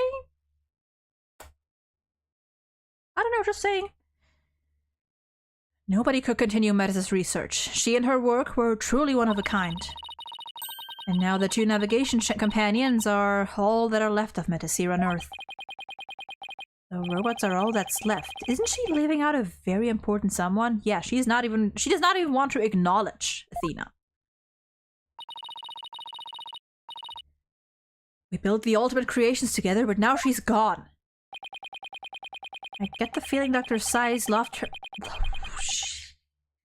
I get the feeling Dr. Sykes loved her robots almost as much as she loved her daughter.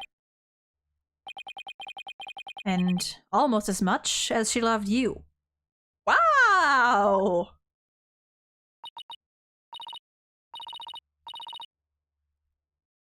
Apollo! Hold on there! Okay.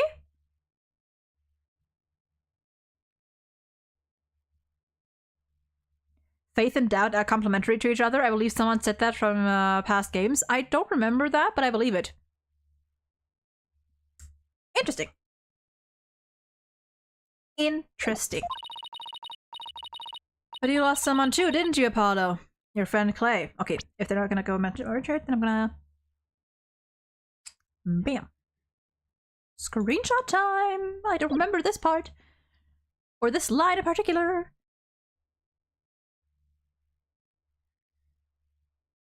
But you lost someone too, didn't you, Apollo? Your friend Clay. I guess you and I are pretty much in the same boat. Miss Aura, would you like a tissue?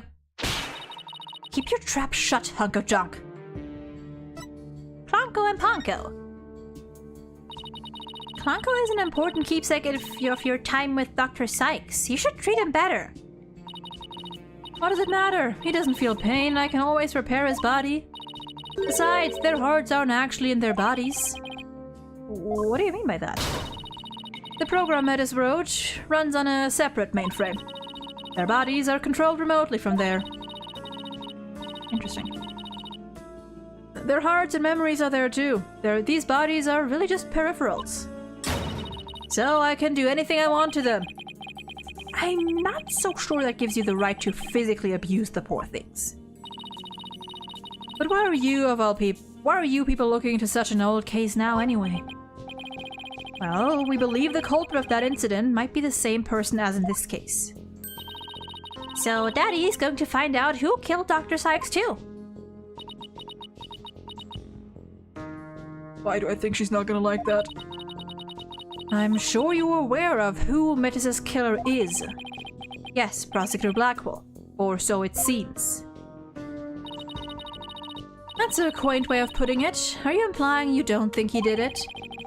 I can't say anything for sure right now, but that's exactly why I'd like to hear your side of it, to help me be sure.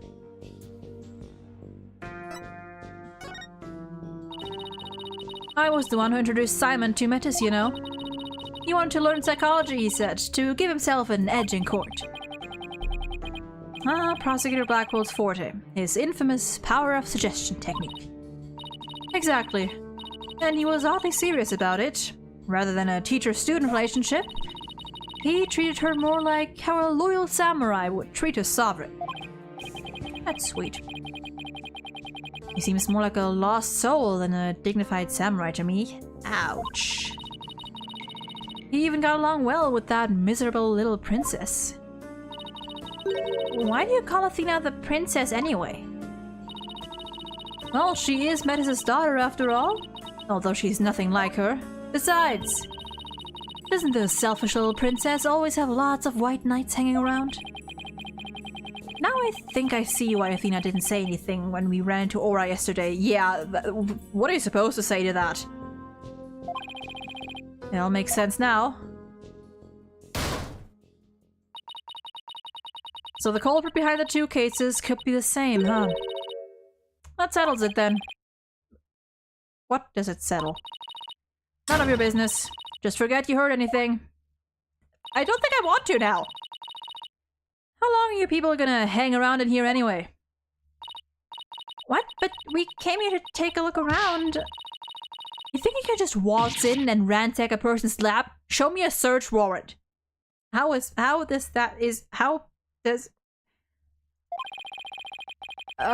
not the police, so we don't have one. Then get out, now. Clonko, show them out. Certainly, Miss Aura. Ouch, don't push! My apologies, I'm just following orders. And out we go.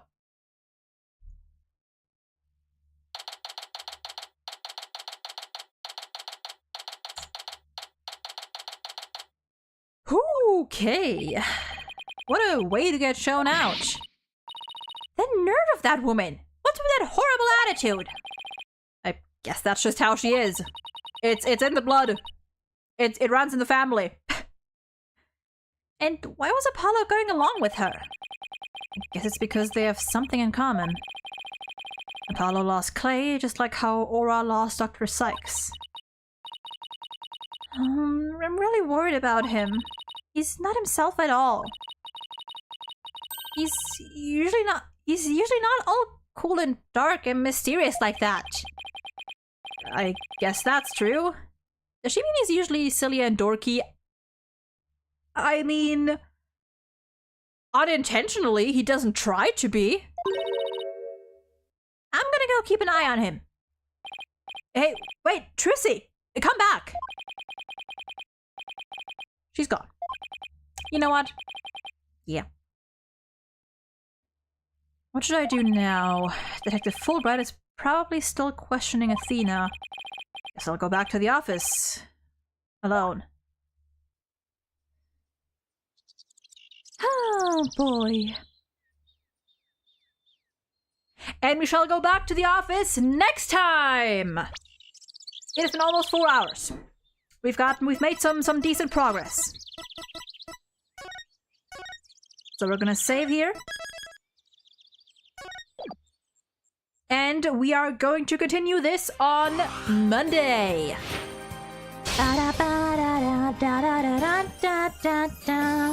Apollo's in his edgy poo phase. Yeah, my voice is also dying. So we are going to continue the investigation of Case 5 on Monday, same time as today. I will hop out here and get some dinner because it's almost 8 p.m. And yeah. An interesting place to spend part of my birthday on, but most of the plans are happening later on. Oh, is it your birthday on Monday? Oh. The world shall know justice! Okay, with that being said... Oh, it's today! Happy birthday, Mystery! Oh, it's today! Well, I'm glad you decided to... I'm glad you chose to spend part of your birthday here. I appreciate it. And I hope you enjoy yourself. And I hope all of you enjoy yourselves. Well, I hope you, Mystery, have a lovely rest of your birthday. I hope everyone else has a lovely rest of their day or night or whatever time it is for you. Stay safe and take care, and that shall be it from me, and I will see you again on Monday. Bye-bye! Also make sure to follow the Twitch and the YouTube and the Twitter and yeah.